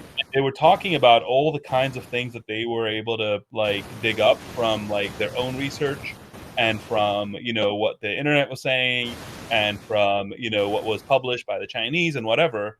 And what wasn't there? Oh, we talked to oh my god, the Croatian's last name, coronavirologist mastermind, Barak. We talked to Barak, and this is what he said. We looked at all of the secret stuff, and this is what they said. We looked at, the, I don't know, Department of Energy, whoever has access to, like, labs, and, this is what they said. There was, like, none of that. It was all, like, a quasi-independent group trying to come up with a story with no real process followed or interest, or even nobody was wondering, like, hey, why aren't we looking, like, at that? Who's going to give us information about what they, what those other places have? Like, there was just none of that, which was the wildest part to me. Like, are you not curious? Is it not? Bryce? Yeah. Hey, thanks. I wanted to actually just point out another thing. I mean, it's not related to Proximal Origins, that cover up, but it is related to my general concern about, research being, populations being subjected to research without their consent. this also, we should remember that I forget if it started in the 40s or 50s. I mean, or actually maybe it even went into the 60s, that the United States did conduct experiments on the population, like chemical weapons experiments on their populations that involve flying airplanes over cities and dispersing chemicals over them. In fact, and in one case, at least one case, there was a death I think it was in San Francisco, because a person was infected with one of what they thought was a benevolent bacteria that they laced the chemical with. But overall, I would say this general point here is, if this is a government exercise in some way, shape, or form, they have done, and they're doing some sort of operation to test the public's response. This is, of course, an example of an experiment performed on the population that they didn't consent to, which I think is one potential thing to think about in terms of, this presumably being some type of government-sponsored operation that is probably designed to keep us all safe, but has a component of it where the population itself is part of the an experiment that they're not aware of. There is that's all I have to say. a hypothesis that I've seen floating around. I believe this clip actually will cover at least a portion of it, if not the entire hypothesis. This is by a guy named John Ferguson, who is supposedly the CEO of an LLC called Saxon Aerospace. The drones are basically his life. So he's going to give his opinion, which to me is not, impossible, but it's one of the more hyperbolic and far-fetched ideas. We'll let him lay out his idea. Hey everyone, my name is John Ferguson. I'm the CEO of Saxon Aerospace here in Wichita, Kansas. I'm not normally a TikTok kind of a guy. I like watching this stuff every once in a while. But I'm a manufacturer of unmanned aircraft, military grade unmanned aircraft. As you can see, one of my systems here. There's all of these mysterious drones going on off the East Coast. And as a professional, as a subject matter expert, I wanted to give you all my opinion on what I think could be going on with these drones. I don't particularly believe that these have a nefarious intent. I could be wrong, but I want to give you the truth and what I believe. It's my own opinion, and I've not bounced this off of anybody. So, if you think it's bullshit, whatever, that's cool. I don't want to spread misinformation, as we know that there's a lot of that going around. But anyway, back in the 1980s, Ronald Reagan had dismantled the nuclear program. And there were, with Russia, there were countless nuclear missiles that were disarmed and disposed of. Well, there were over 80, I believe. There were over 80 nuclear warheads that were in Ukraine that came up missing. Okay. We don't know where they are. Maybe somebody does, but nobody really knows where these are. And I speak with some pretty high level government officials on this stuff, and it seems as though that is the case. So I spoke to a gentleman a few months ago who was trying to raise an alarm to the highest levels of our government, which they had their ears closed, about this one particular nuclear warhead that he physically put his hands on. He physically touched this warhead that was left over from Ukraine. And he knew that thing was headed towards the United States. Okay. That is a very serious deal. And everyone knows that the United States government, this administration, is pushing to get into a war with Russia. We all know that. We all feel it. We all see it. Okay. Well, back up a few years. Do y'all remember when those drones were mysteriously flying across the Interstate 70 corridor from Colorado up into Nebraska, down here into Kansas, and out into Missouri? Well, it was believed that those drones were looking for radioactive material because there had been some material that came up missing here in the United States. And they felt like it was high probability that the nuclear or the radioactive material would be taken along the Interstate 70 corridor, heading east or west or south. So from what we understand, they were out there trying to find this radioactive material. Now, drones, they have no reason to be in the air at night unless you're doing some type of ISR work, intelligence, surveillance, reconnaissance, looking for bad guys, or looking for a victim, a search and rescue victim, or law enforcement, or some type of military project, right? There's no reason for a drone to be flying at night, really, okay? Because they don't see shit.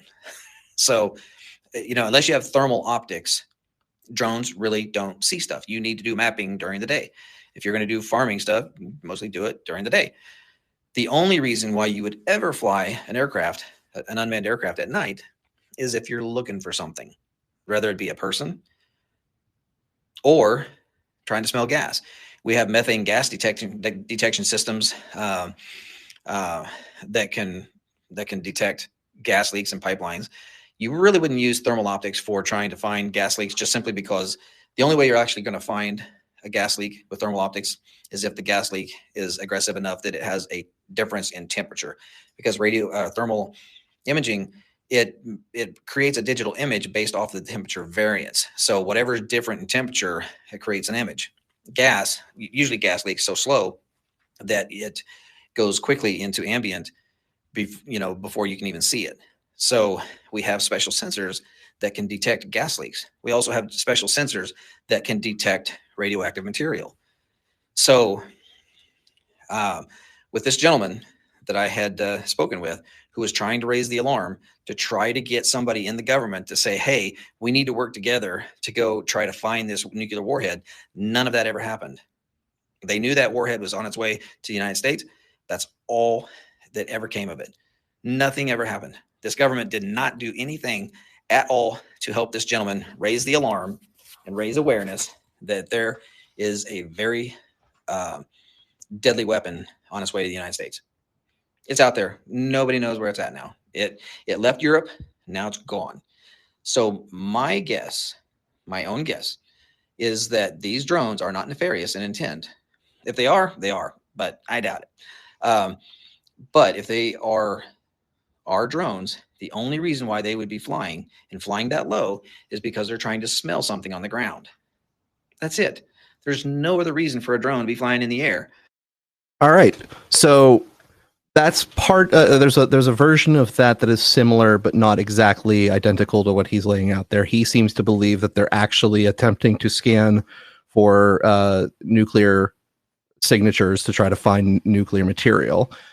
There was a version of there was a PSYOP version of this where we have these drones with these capabilities, and we were, as a PSYOP, testing the public's reaction if we were to launch a campaign to try and actually trying to detect the nuclear material. How would the public respond? What would we have to do to try to contain that information from getting out, so that this would be a trial run of the systems that would be used to detect the nuclear material. So there's two versions of the similar idea. Bryce, I think you had your hand up there.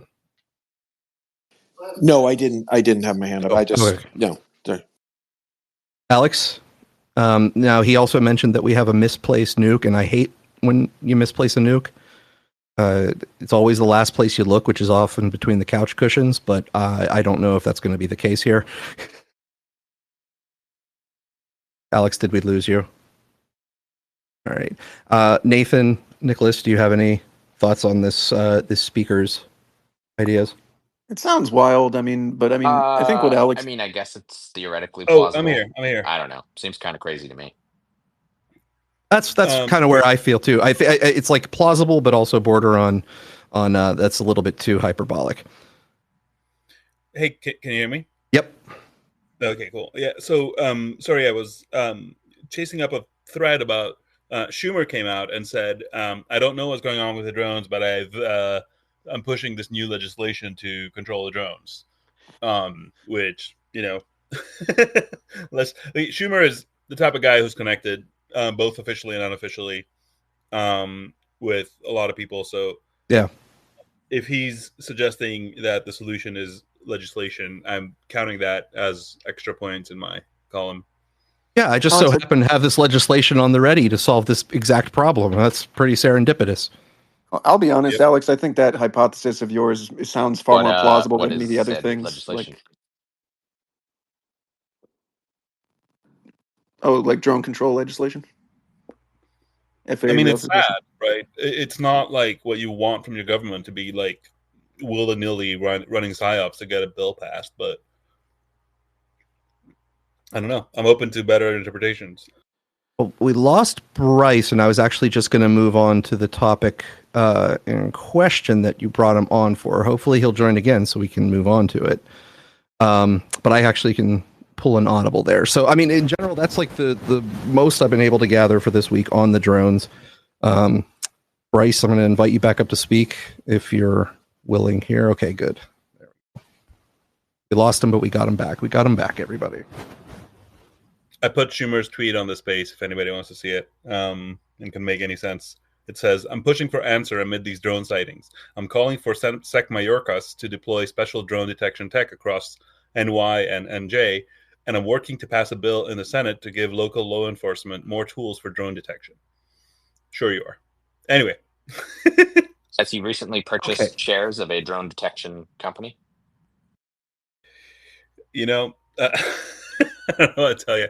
I really don't. I'm just reading the tweet, which is that might be a good play for everyone. Yeah. Oh, that's a good point. That's a good point. Okay, let's move on to the next because we can. Yes. So I feel like the theme of the space, and maybe this is a segue, is attack surface, right? How easy it is to sort of, or hard, I guess, right, to be exposed to a threat, whether that is viral or drones or infosec or whatever, and how the messaging is then the government then is caught with its pants down or up, who knows, and there's like a secondary challenge of like the messaging part of that, right, where we know what we're doing but also we have a problem, and yes, we can't find out, but trust us, or something. Yeah, trust us, we don't know what we're doing.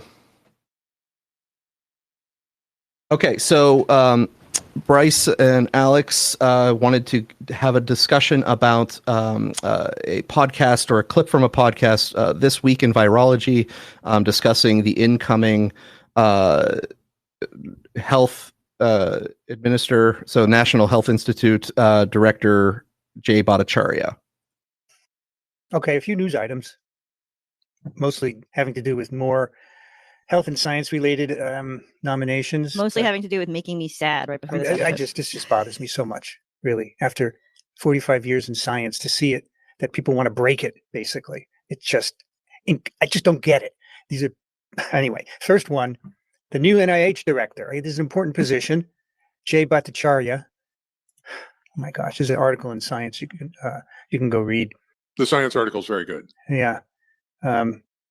He's at Stanford. He's a health economist, an outspoken critic of, the handling of the pandemic. And you know what? You can be critical. That's fine, as long as you do it based in science. But he didn't have anything constructive to say, in my opinion. But more importantly, he co-authored the Barrington Report and believes SARS-CoV-2 came from a lab.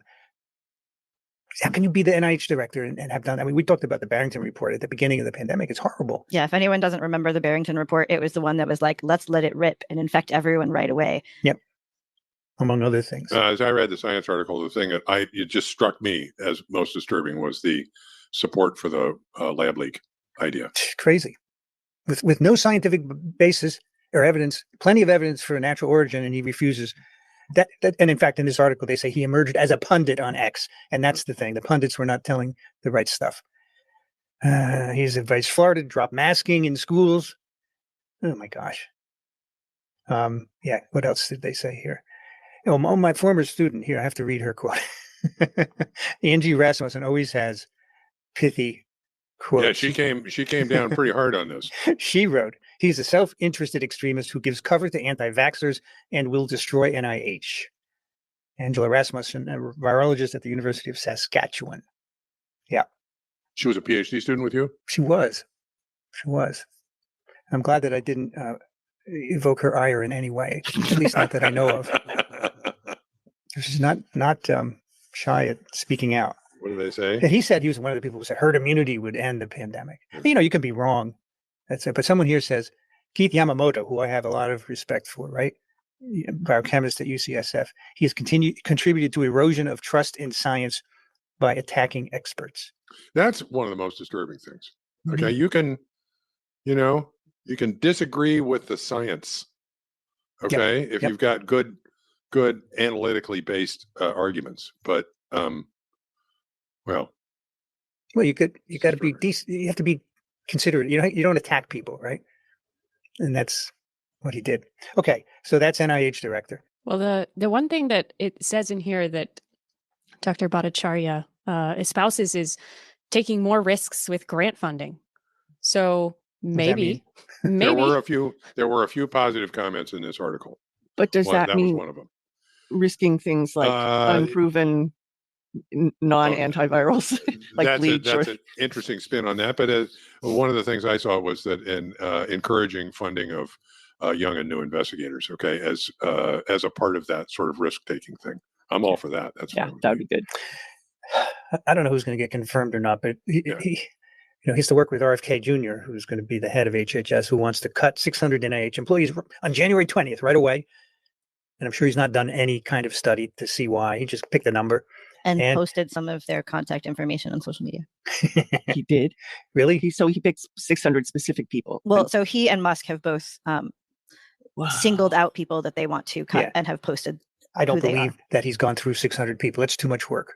I don't believe it for a moment. The other thing is, of course, RFK Jr. wants to cut back infectious disease research for 8 years, which is the dumbest thing I've ever heard, honestly. Because today everybody's all upset about H5N1. You need to have some infectious disease research to know what's going on, right? You're not going to do it?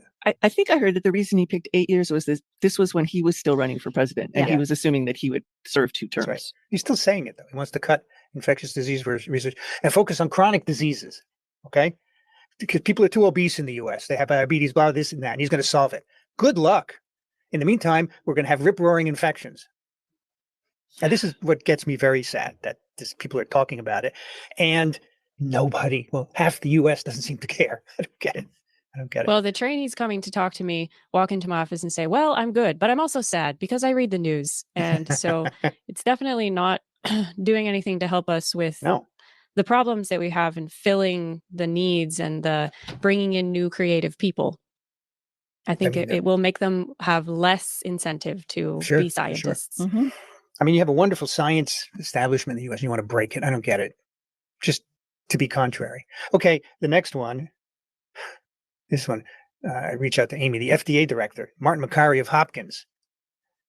I have a quote here. He wants to properly evaluate harmful chemicals poisoning our nation's food supply and drugs. But what are these chemicals poisoning our food supply and drugs? Does anyone know? Chemicals. Chemicals are bad. Okay. By hydrogen monoxide? Yeah, that one is the worst. It's everywhere. Oh, my God. All right, I'm going to give the floor to Alex and Bryce here, since this was their planned conversation. Bryce, take it away. Well, Alex, I mean, I think that clip speaks for itself. I mean, first, I am a professor myself, and I just, on behalf of those individuals who are also whatever they are, I apologize to every member of the public that had to be subjected to hearing that. I've never heard such disdain, such arrogance. I mean, I guess I have. When you listen to TWIV, you hear this. The lack of any self-reflection or anything. Like, there's no shame there. There's so many things that are wrong with that.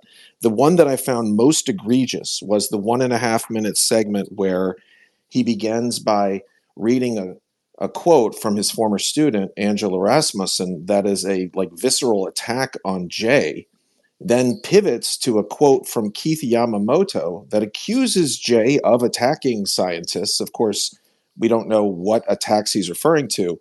And then Racchianello ends that little part by saying it's just really wrong for Jay to be attacking people. I mean, I don't understand what can go through somebody's mind to say that within a minute, to attack somebody and then use somebody else accusing that person of attacking somebody else and then say it's wrong for that person to attack. Then making a bunch of other unfounded claims about, what's going to happen with respect to, the claim obviously of Jay destroying the NIH is ridiculous. The claim of, there won't be infectious disease research is ridiculous. It's worth noting, of course, that this person, Vincent Racchianello, who does This Week in Virology, is associated with is sort of, he has a problem in terms of his main achievement in life was to develop the technology. I think it was back in the early 80s, perhaps, or in the 80s, that would have allowed, genetic manipulations that could have been used in, the modern day to create the SARS-CoV-2 virus that has killed millions of people. So he has this, his main achievement in life is potentially paving the way for a pandemic that killed millions of people.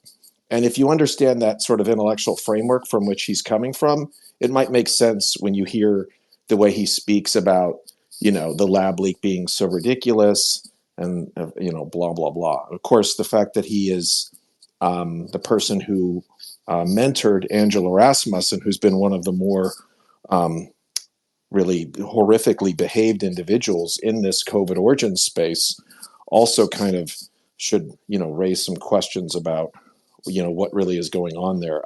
She's a co-author on the proximal origins, is she not? No, Angela Rasmussen is not a co-author on proximal origin, but she is on several of the later papers that emerged. I believe the first paper she was a co-author on was it was either the Warby paper or the Picard paper that was published in 2022, where they're claiming that it's from the Wuhan wet market. I forget which one it is, one of those two.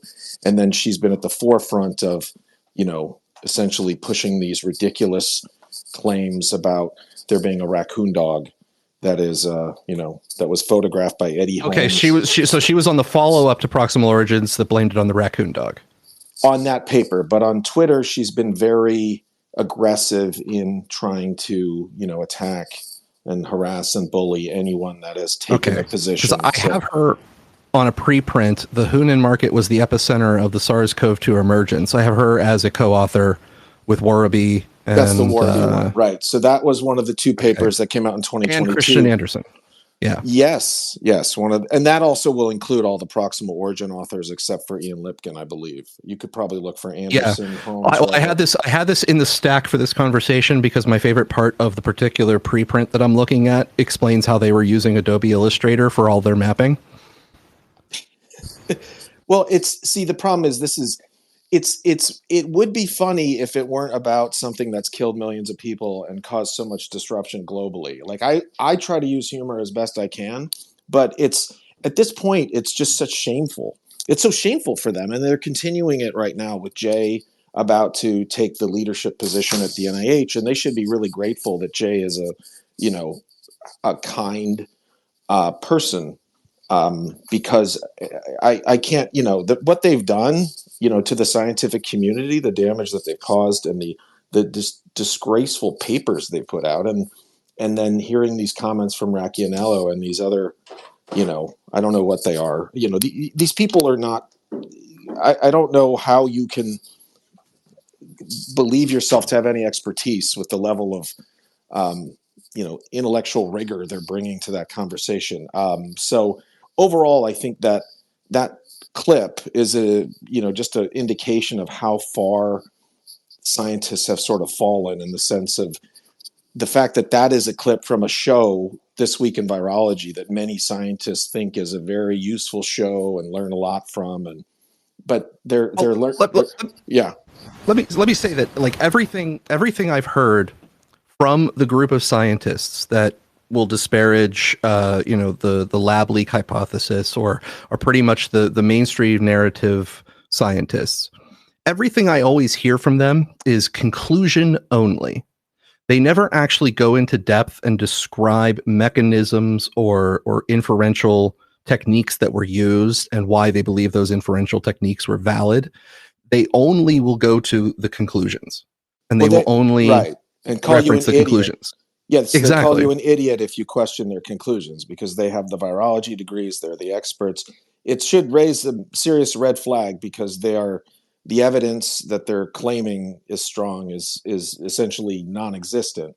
And these papers that they've published, should be universally condemned by scientists with anyone with a PhD that reads these papers and can defend them is a joke and should just hand over their PhD. These are embarrassing. That's where I decided to share the particular one. I have it now in the pinned to the space and also in the main thread that I have for this space.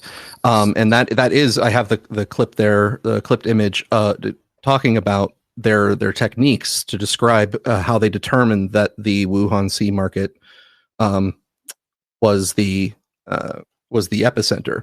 And I just like these paragraphs here. We then overlaid these two maps in Adobe Illustrator version 25.4.1, just in case there was a bug in using that for mapping uses, using the borders of Wuhan in each map to achieve a close overlap. While isolated case locations were easily discerned in the WHO figure 4 of Annex E, many were located in areas of high density. And so they go into then tell you how they took the dots that were drawn on the map and then sent them backwards to try to get the geolocation, so to get the GPS coordinates for the dots that they drew on the map in Adobe Illustrator. And that they used all of this to then try to determine the epicenter of, you also then have to ask, okay, so wait, if someone gets COVID, you're assuming they're immediately detectable as having COVID and that you've identified them in that specific location, the Wuhan market, and therefore saying that's where it came from?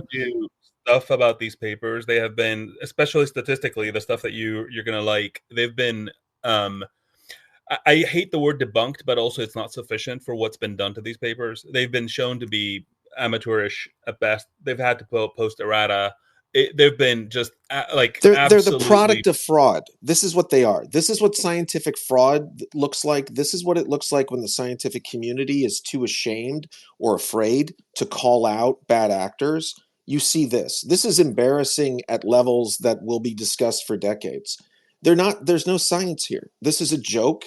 This is something that could be looked at by a high school class or an 8th grade, like a 6th grade class, and they could just have serious questions about why are we awarding PhDs to people? Why does it take 30 authors on this paper?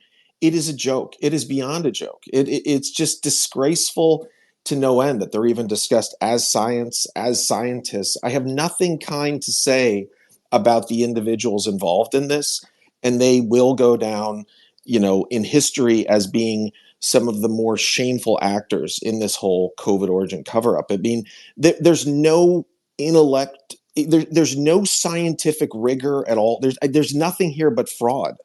There's nothing here but somebody trying to do some post hoc rationalization to cover up this, what was likely a lab origin for a pandemic, and then digging a bigger and bigger and bigger hole. You see this now that there's going to be an attempt to put out a paper that says we can detect evidence of inflammation or some infection of virus in these samples that were from the wet market. This was just presented at a virology conference in Japan that occurred about a week or two ago, covered in Nature magazine again, as if it's a real result. And we're going to do this whole rinse and repeat again by putting out a crap paper, putting it out in the New York Times, Washington Post, as if this is more evidence for, a wet market origin. And you get to I don't know where to go from here. You just wonder why no one trusts anything anymore. It's because of people like this. So the scientific community could just say, all right, this is a joke, we're going to cut this off, but they don't.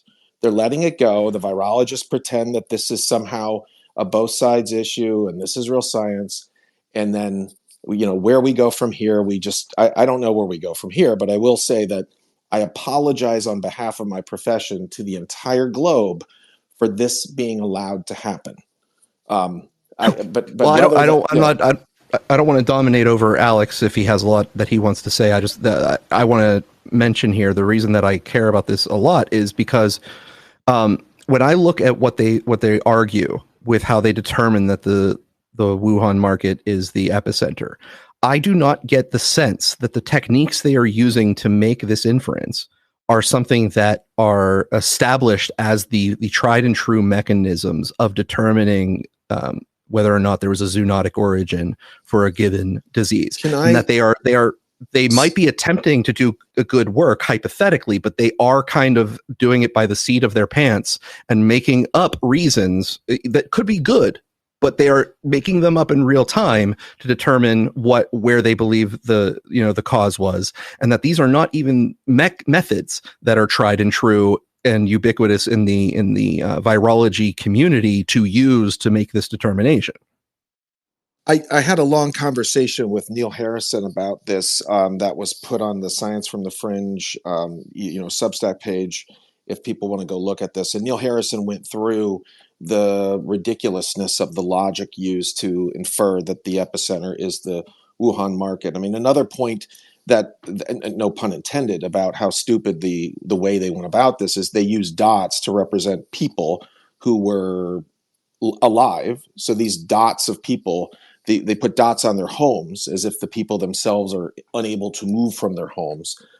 That's just another point about like how these are not experimental. There's nothing. I mean, it's hard to even describe this as science. It is some patchwork quilt of scientists coming together to say, look, we have to keep this charade up where the public thinks there's some both sides here, that it could come from the lab or it could come from the market, because we are concerned that our whole field is going to be defunded if the public really thinks that this came from a lab. So they've been tripping over themselves with, I mean, you look at this and you just question why this is put forward in like one of the top, used to be the top scientific journals in the world. It's really is just nothing more than a joke, and just people doubling and tripling and quadrupling down on something that began with the proximal origin paper, which is was the product of clear fraud. We know that. I mean, the misconduct there it's been in the public for over a year or 2 years.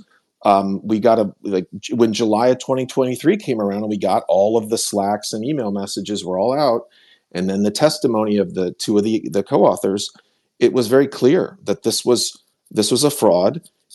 But nothing has happened on this front yet, and so they've kept doubling and tripling down with these laughable papers. Alex, sorry, go ahead. You probably have some comments on this. I just keep talking in circles. I just want to go deeper on this Rasmussen person. I don't know if I've shared with you, Bryce, my thread of research on her. As I started getting into the space, I just saw her popping up all over the place, and I started kind of digging because she was like, I mean, I don't know, rabid is probably the best word I can come up with, but like she just seemed like completely out there, total bulldog, no engaging in any arguing. It's all sort of, barking and mean girls tactics and like whatever. So I was like, what the hell is this? I found out that she was she worked with Rancaniello in Colombia. Then she continued at Michael Katz's lab in Seattle. I don't know if you know about him or the controversy. I'm aware of that. Yep, I'm aware. Yeah. So that lab basically imploded when it was found out that this guy was paying at least 2 secretaries who were effectively his, I don't know, harem, I guess. Like the texts that have gone out were absolutely absurd, which I read. And he was like, basically like abusive with everybody and just kind of using the funding as his personal pocketbook. He was hiring whoever he wanted, including people who were paying him with sexual favors to keep those positions. And Rasmussen was like one of his 2 lieutenants. There were only 2 other professor class people in that lab, and she was one of them.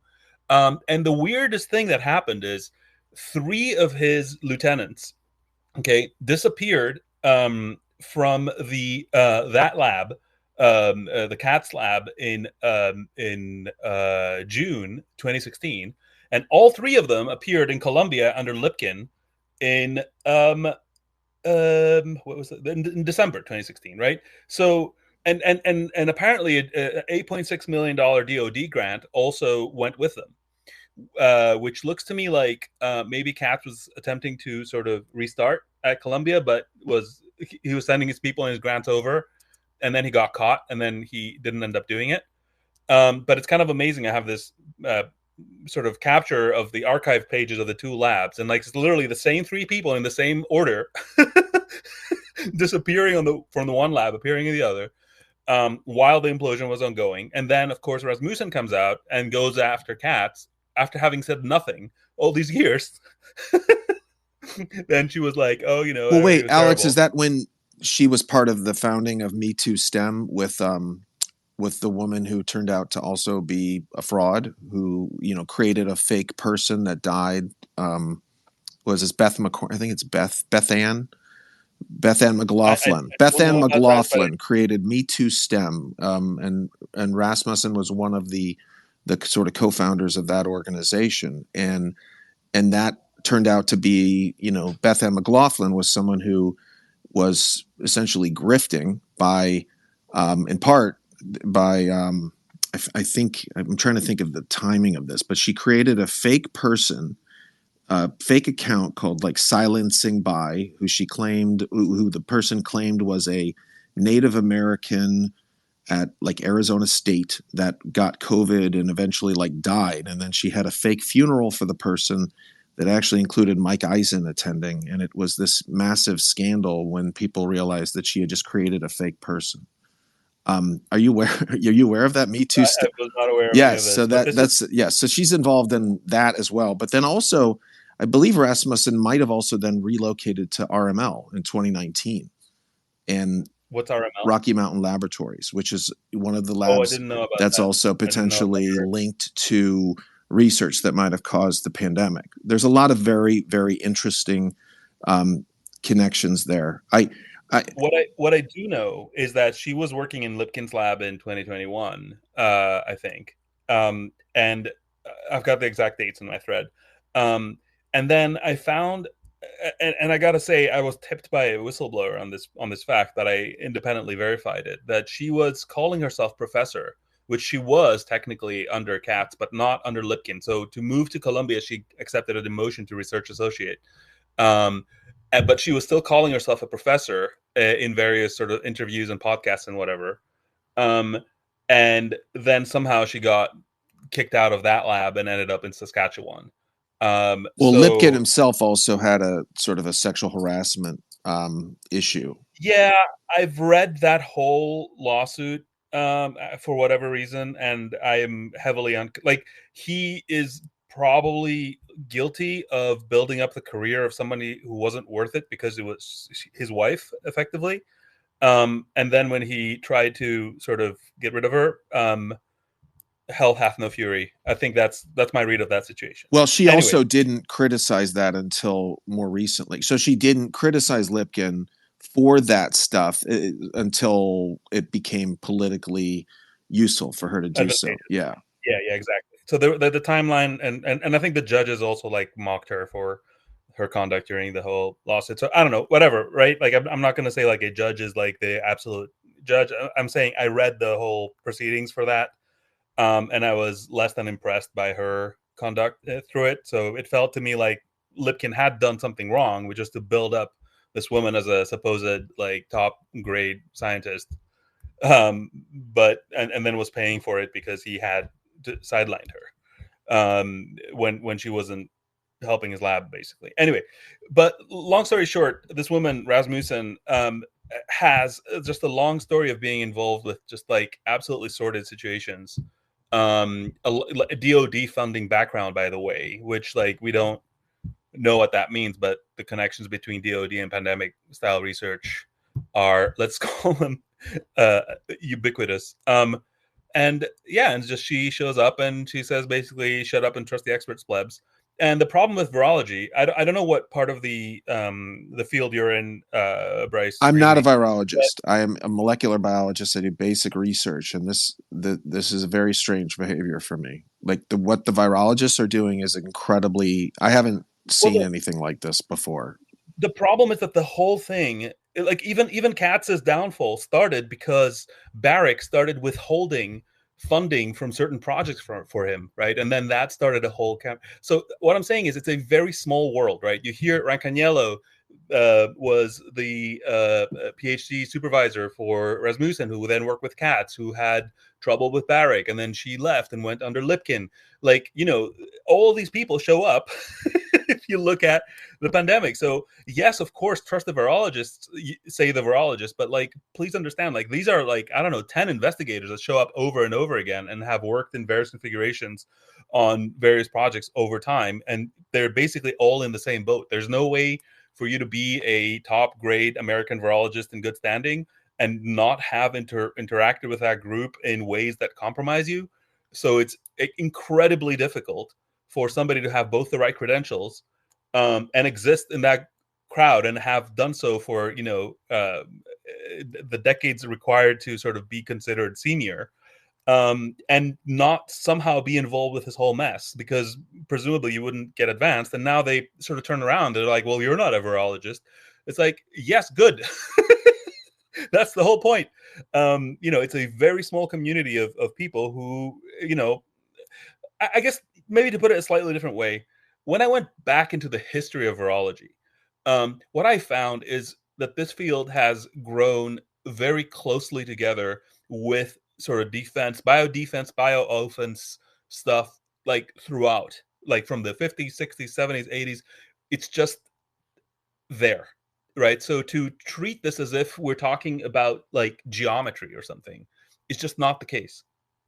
And they don't have a right to ask everybody who hasn't been in their little clique to sort of withhold comment because they know what they're doing. But it's beyond that. They're guilty of a, you know, horrific, you know, perpetuation of this con or fraud across the entire globe. I mean, I'm not going to mince words here. This isn't a yes, you know, like a, you know, he said, she said type of thing. This is more the, you know, the fabric of society is being destroyed by the behavior of a few dozen individuals in this field. So I'm at, you know, and here they are with a few months away from hopefully Jay being confirmed as NIH director, seeing him as a threat, as an existential threat to their field, as they should, because Jay is a person of integrity, a person that is going to represent, you know, the anti-Fauci on this, someone that is going to value research that doesn't present a threat to the public,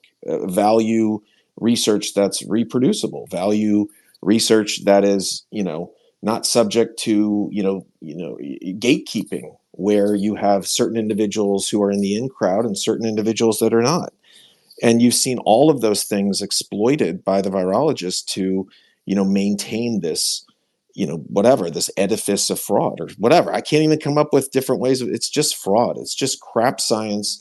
And as you say, Alex, it is all linked to this large multi-billion dollar biodefense boon that happened in the wake of the anthrax attacks, which of course was an inside job, which led to a proliferation of research because, you know, the public was told that there are threats from the outside that we need to guard against.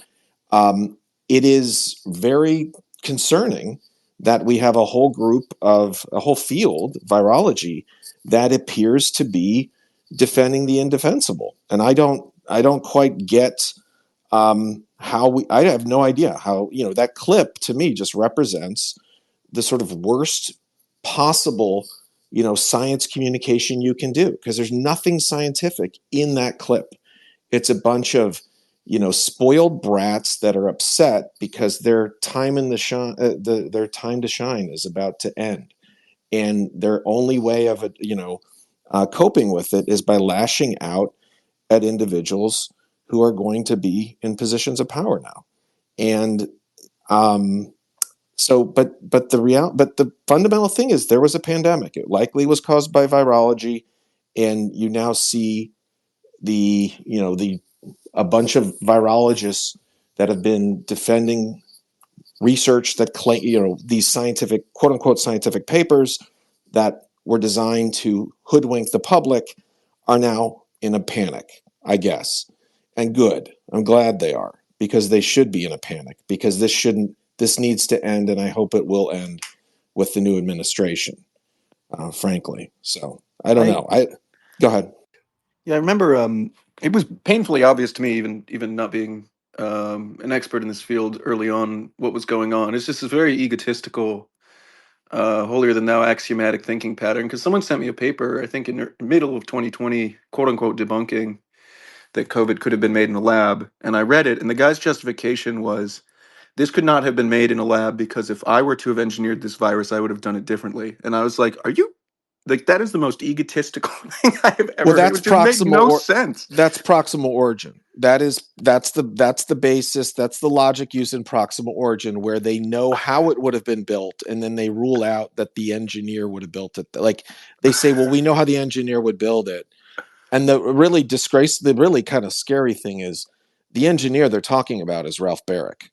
Because if you look at the way the paper's structured and the references to it that they're using, they're talking about research in the Barrick lab. They're saying that, well, the Barrick lab doesn't have this, the Barrick lab has it's a cover for Ralph Barrick, just to be clear. So the whole early 2020 cover up is concerned that this emerged out of research that was sort of, birthed in the US primarily because, through Ralph Barrick, and then, outsourced to China or whatever. And how do we convince the public that this isn't what caused it? So yes, that paper is a joke. And if anybody looked at it critically at all with an open mind, they would say, as you just said, how do you justify that this came from nature by saying, if it came from a lab, it would have been built this way, and it's not built this way? I mean, that's absurd. Well, in the original, and by the way, you have to trust me, right? Like, who is this information coming from? That if it were in the lab, it would have been this way. It's coming from people who stand to lose a lot. That if it wasn't from a lab, so it's like, it's not even like, here is a compendium of methods that was compiled before the pandemic, and here's how we rule out each one of them. It's like, no, here's an ad hoc story, and here's why this ad hoc strawman that we just built can be taken down. Well, in the emails that came out originally, Christian Anderson in the email replies was like, this doesn't look natural. This looks like a man-made sequence. And then he disappeared off of Twitter for a while after those got leaked, and he came back with quote, more research, etc. And then he came out and said, well, I changed my opinion from that email like a day or two later after I saw different evidence. And I don't know if it should be as simple as going, this doesn't look man-made, when you're an expert in the field, to then having your opinion switched in a 24-hour time period to then, oh no, it's natural. It's totally natural. I was just wrong that day. A bunch of $100 bills showed up, There has to be either I learned a whole lot about virology that I did not know, and genomic sequences that I did not know the day that I made that statement. And then I learned that in 24 hours, and now I understand what I didn't know when I made it. But they did, because on that call were the virologist, the gain-of-function virologist. Ron Fouché was the most, very vociferous voice on there, and laid out in detail in an email the day after, I think, exactly what was, discussed on the phone, and the sort of arguments for how this, of course, couldn't have come from nature. It was given to them by other people. And then to be fair, I wouldn't necessarily buy the argument that he could identify whether something was man-made based, just by sort of that sort of inspection, right? The Furin cleavage site gave it away. It was very clear that it was man-made by the genetic sequence. That was very clear in those messages. I could entertain an argument, but I wouldn't necessarily buy it immediately without a deep explanation, because of course, if you're talking about something in nature, the only thing that changes between whether or not it was man-made or it was natural is whether you can find the chain of events that actually produced it naturally, right? But there were a clear track record of papers, and then later we found, of course, the grant proposal to in fact make something very similar. Sure. And that would be evidence that it was man-made, but he was kind of just going by like eyeballing at the time that he said it. But Ralph Barrick was on the call as well, that we later learned. I guess you're saying Anderson or Holmes, but all of them raised the same concerns about it being man-made. Sure. I'm just talking about at the time that he made the statement, I would have been highly skeptical that he was able to tell that just by looking at what he was looking at. Anderson or all of them? Or Anderson? There's two more, just to bring us back to the call and maybe away from it eventually, but like there's two more things that I find fascinating. The one is you know, when I hear them talk in such a like self-assured way, and you know, like with no concern about like what are the incentives at play or whatever, just sort of being mean girls, and you know, Jay is a poo-poo head, and RFK is a poo-poo head, and Makari is a poo-poo head, and who else did they shit on? Nobody in They had that. somebody. Nobody there. I don't think they just did RFK, Marty, and Jay. Anyway, so I just, you know, I was just trying to think like what's going on in their minds, right? Because it seems to me that they really believe what they're saying, which, you know, can be done through a very constrained informational environment, right? Like he says like, oh, you know, this science paper is article is really good, it's worth reading, aka I'm vouching for it. But like, did you look into it, or did you just like, okay, yeah, this looks good, right? Probably the latter. Okay. Um, and if you consume that stuff 24/7 and not you know, what we consume, then can you convince yourself that like this is just like all the reasonable people are saying X, and like whoever doesn't say X is unreasonable? I Yeah, don't know. you definitely Like, can. It's an anxious delusional thing because they have to view the world that way in order for their livelihood to be maintained. So they construct an alternate reality in their minds and just function on this frantic confirmation bias method indefinitely. It's really weird to see, but it happens. Trust me. the other thing I loved about this whole thing was like, oh, you know, is he gonna take risks? Is he gonna like investigate some unproven antiviral? Like my sense was that she was talking about ivermectin, maybe hydroxychloroquine, but like you know, beep beep beep. What else do you research but unproven? Like, do you research the proven stuff? Are you? how fucking dumb can you be to proactively accuse somebody of potentially thinking about researching stuff that is not quote unquote proven or whatever? Like, Rules for thee and what not is for me. proof to you? How does this work? Like, does the pharma company come to your office and tell you like, try molnupiravir, it's Ralph Barrick's best stuff, we should really look into this? Like, how it just, I don't know, my mind was kind of blown, because I think what she's actually doing is she's saying, well, we know what stuff is the good stuff and we know what stuff is the bad stuff, and I sure hope he doesn't start researching, quote unquote, the bad stuff, because who knows, right? Maybe that will generate evidence that we don't like or whatever, right? It's the same thing as the attacking people thing. I think when they say attacking people, they mean respectable people, right? And Jay's not in that group, and therefore he can freely be attacked. But there's a lot of this sort of double talk going on, where if you actually like read the words for their semantic content, and you're like, okay, yeah, he might want to research unproven antivirals. I mean, you know, on the face of it, the sentence makes no sense. So she's clearly saying something else that is sort of traveling under the sentence and with the sentence, but not, you know, of the sentence. Yeah, it's trying to maintain that it's an asymmetric viewpoint, but it's generally people who are incompetent who do this. They try to maintain their authority via power because they recognize that they can't function on merit. Yes, these are anyway. No, but you're right. The level of competence here is extremely low. But I'm surprised that you are, you know, not panicked given the stakes we're talking about here. We shouldn't have incompetent people working with extremely dangerous microbes. And that's where we are. 24/7. I would agree. I expect incompetent people in important places all over the place. Right. Just, and so, yeah, as you possibly saw throughout this conversation, right? This is happening in cybersecurity. It's happening in physical security. It's happening in biosecurity. In fact, if anybody walks up to me and says they're in security, I might punch them just to be sure. Like, there isn't, you know, this is the fucking problem. Like, with, you know, why we go after Sam Harris like we do. We have this class of Mandarin that keeps trying to browbeat us into trusting the experts, when the experts themselves discredit themselves to anybody with, like, I don't know, a basic common sense. Things don't add up. They contradict themselves within the conversation on basic grounds. They can't keep a story straight. And we're told to trust the experts. It's like, you know, I don't need a PhD to know that researching, you know, unproven pharmaceuticals is what people do. Like, no, bro, Well, they do Adobe if I may- Illustrator. Adobe Illustrator.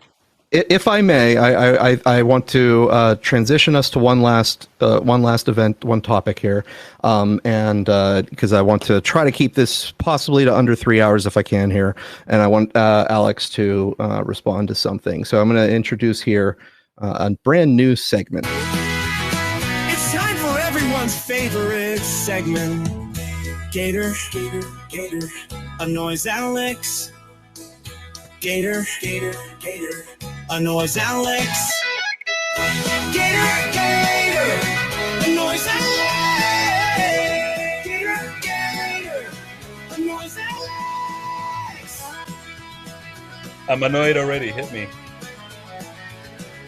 Gator annoys Alex. Gator annoys Alex.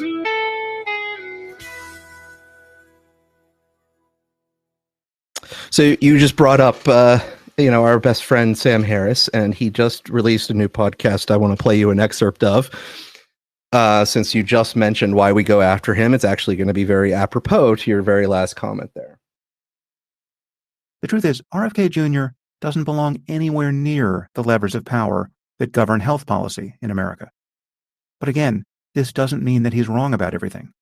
And it doesn't mean that he can't possibly do some good. And I hope he does if he actually gets confirmed.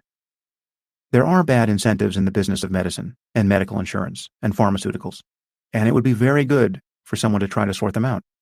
These are very basic distinctions I'm making. But over on X, that paradise for free speech, and on many prominent podcasts, such distinctions appear impossible to understand. There are edge cases, of course, that can be genuinely difficult to resolve. For instance, what about the possibility of the lone, self-taught genius who just comes crashing through established orthodoxy bearing a new gospel?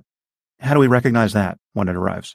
Conversely, and much more common, what about the pedigreed expert who looks perfect on paper? He's got all the right degrees and is published in good journals. But due to some quirk in his wiring, he becomes a crank or a lunatic. And now he's on Joe Rogan's podcast. And somewhere around the 4-hour mark, he divulges that he was once abducted and lavishly probed by extraterrestrials. It should be obvious that either way, mere credentialism isn't a perfect filter. A PhD from Caltech guarantees something. It more or less guarantees that a person is smart, but it can't guarantee that they are sane. And it really is possible for someone to come from outside a field and make important contributions within it. There is no formula for resolving doubt in such cases, beyond getting other smart people who are adequate to the conversation, that is, other real authorities, to render their judgment. Whether to spend time doing this oneself and risk wasting time, or harder still, whether to give such a person a public platform so that many more people can hear and respond to their views, can be hard to decide. And I've made no secret of the fact that I think other prominent podcasters have screwed this up repeatedly.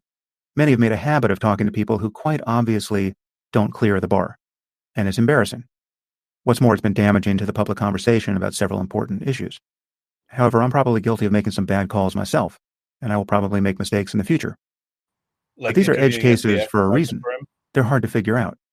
My general policy is that the most respected mainstream voices on most topics are generally worth listening to. Again, in many fields, on many topics, it's like finding your next free throw shooter in the NBA, right? Not a bad place to look. Of course, there are exceptions, but RFK Jr. on vaccines isn't one of them, and neither is the comedian Dave Smith on U.S. foreign policy. Nor is Tucker Carlson on any topic, other than what the hell happened to him. Those are easy calls. We're watching our political, intellectual, and even moral culture get torched every hour of the day on social media. And Elon Musk is now one of the greatest arsonists out there, while he and his fans pretend that he's the fire marshal coming to the rescue. I mean, Elon is being celebrated by legions of credulous and self-deceived people as the person who is doing more than anyone to restore and protect the integrity of our public conversation, while he's probably doing more than anyone to sabotage it. He's become almost an apostle of a new religion, whose sacrament is algorithmically amplified bullshit. And like many religious figures, he simply does not care about misleading people. He isn't noticing his errors, much less correcting them, to say nothing of apologizing for them. And if you notice them for him, you become his enemy, fit only to be smeared and lied about in his digital hall of mirrors. You have to be able to hold two thoughts in your head at the same moment. Yes, the man is the most talented entrepreneur of his generation. And yes, he has become a total asshole. And to call him reckless and irresponsible is an understatement. He simply does not care if he spreads dangerous, defamatory lies. Now, Democrats. Okay, Alex. So that was the latest Sam Harris podcast. Oh my God. I have listened to this. I withheld reaction. But I mean, you made me do it, Gator. So here goes. For one thing, Sam Harris has a habit of finding these analogies, right? And I mean, what is Sam Harris without analogies anyway? So we wouldn't have it any other way. So he gets a pass. But what are these analogies, right? So he talks about, oh, you can't find your, if you want the best free throw shooter around, you go to the NBA, right? Previously, he's talked about, well, of course, we trust the experts because we trust the pilots in a plane. Now, why does he use these analogies? Why do they work to the degree that they work? Why do they sound intuitive? They sound intuitive because what do NBA players and airline pilots have in common? They prove their capabilities week in and week out in publicly confirmable ways, i.e., that planes keep landing and your team keeps winning. Right, that is, and your coach keeps putting you in, and you score lots of points, and your stats look good, and this is how everybody can know if you're a good player or not in the NBA. We don't trust the experts to tell us who is a good free throw shooter. We look at the stats. We see the games. Right, we see if your planes are landing or if you're crashing them. Right, so, and then he kind of. In the same podcast, he's like, and by the way, it's not that I think that every academic discipline is correct, because, for example, Middle Eastern studies is funded like hell by Qatar. So obviously those people aren't going to treat Israel correctly. Okay, so incentives come into the picture now. Tell me, Sam, who is funding medical studies exactly? Can you take a wild guess? And then he does, of course, admit that there have been gigantic errors and corruption. Okay, where did that come from? Why did it happen? Not questions Sam Harris is interested in, right? All he wants to say is RFK is a bad person and yada yada. But ultimately, there is no solution provided here. It is, oh, well, you bring people, what did he call it? Proper authority this time. He really has a knack for making up these sort of terms that mean nothing, but sound, really good on a podcast, ASMR. Okay, how this is what it always comes back to. Okay, how do we figure things out? Oh, is an expert, he had an aneurysm and he became a crank and he goes on the Joe Rogan podcast, not the Joe Rogan podcast, not the most fact-checked thing in the world, right? No, he should be on the CDC where he can say whatever he wants and the fact checkers will have his back. So I just, I just can't on the one hand. On the other hand, it's Sam Harris is just a beautiful opportunity, I think, to, much like Rancaniello, they have, they're detached from the situation enough such that they don't realize how much they're telling on themselves with what they're committing to the record. But I don't know what else to say. It's telling to me that he considers the case of somebody from the outside who's a genius and can be accepted on the inside, somebody on the inside who is a crank and should be rejected, perhaps a field going astray, but he doesn't sort of go into the situation that we keep talking about where, most fields, most of the time, either do nothing, spin around them, chasing their tails, go backwards. And there are genuine areas of competence where, X is ahead and academia is either behind or sideways or whatever, right? These cases don't come into it. And again, I find his examples the most telling because he looks for examples where the skill of the people involved is not in question. And the reason it's not in question, you don't have NBA deniers, right? You don't have pilot conspiracy theorists. Why? And let's get to pharmaceuticals, right? Nobody needs to be told that aspirin is safe and effective, right? At least the effective part, you can experience it yourself the next time you have a headache. That's it. Like you don't need a paper. But when the NNT, the number needed to treat for a medication, goes into the thousands, like it does with vaccines, well, you're not going to experience it yourself. So then we have questions, and then we ask questions, and the answers we get are really friggin' concerning. Well, to enhance one of your points there. So he says, that people with expertise, the credentials, they could be good to listen to until they go on a podcast and say that they were abducted by extraterrestrials and probed. He has to have that extreme comparison in order to make his point that he does not adhere to when he uses it in practice.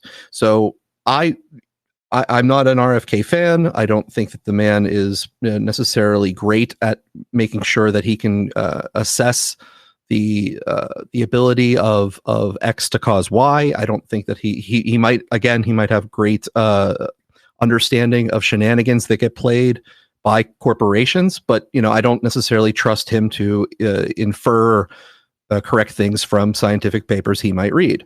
However, one of the things that makes him a crank is discussing whether the inclusion of adjuvants, has any disruptive capabilities inside of a human being. That is something that does not seem like it is equal to being abducted by UFOs and probed. That might be something he is wrong on. That might be something he is ignorant of, something he's saying that is stupid and that if you knew more information would be obvious. But that is what puts him into crank territory by Sam Harris when he uses it in practice. Let's go around the impromptu panel if others want to speak up, because I'm trying to compose my thoughts. You're so jaded. I think Bryce's hand up. Is it okay if I say something first? I have listening to that is interesting because I don't listen to a lot of Sam Harris. At least I haven't to for several years, so it's not as grating as I know it is for Alex. Which is, I love how you just brought up Sam Harris in the segment before. I thought that was great. But it was a great transition point for my new segment. I know, which I love. I love anything that's going to annoy Alex. Is perfect. Unlike Racchianello, I think there was 12 to 15% of things that was said by Sam Harris there that were actually useful. But he dressed up. He started down this path of giving all these examples of who's good and who's bad, blah, and then it just goes off the rails. And he perhaps is one of the most obnoxious human beings when you start listening to it that way, because he hasn't done anything. He doesn't do anything other than So yeah, that's absurd. I think what's missing about the discussion of RFK Jr. is all I want to say about him. I understand the concern about him based on previous statements, but the position that he's going up for, which is HHS secretary, the person there now is, of course, Xavier Becerra, who no one ever has given any thought about, who's also a lawyer. So really, the goal of RFK Jr. is to kind of serve as like a figurehead, I think, overseeing this broad a bunch of agencies, where if you now go through and look who's been put into those positions, you can kind of see that, well, perhaps Kennedy is putting people there that he trusts will do the right thing and kind of going to help support them. I would look at him more as somebody who's very curious and has a lot of questions about the medical establishment and about research. I don't think he's claiming to have answers himself. I think he's saying that he doesn't trust the experts' answers that have been given. And of course, time and time again, that's the case.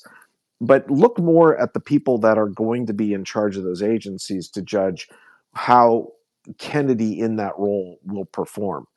I'm very optimistic based on that. I do think Kennedy is getting, not being given. Well, I certainly am supportive of him, but I don't understand the amount of vitriol directed at him for someone that hasn't even, started doing anything yet. I don't think any of the claims that he's going to, remove all vaccines and we're all going to have polio bear any weight if you look at any, hold them up to scrutiny, and they just don't hold up. I think what Harris is doing is just destructive generally. He's just this, arrogant pundit who doesn't really know much, and is, a bit smarter than average, and somehow has captured an audience. I guess the only thing I can say positive about him is that he annoys the crap out of Alex, and for that I admire. I would love to be able to annoy Alex as much as Sam Harris annoys him, and I hope to achieve that someday. But thanks for letting me comment. Takes work, Bryce, and I genuinely, I mean this as a compliment. I hope you don't take it the wrong way. I truly don't think you have what it takes. I do want to be fair in that Sam Harris does annoy the shit out of me too. So just tell Gator about. He is a special talent. Like I understand it's going to be. I probably can't do it, but I definitely admire Harris for how annoying he is. It's like epic levels of annoyance. So yeah, I appreciate it.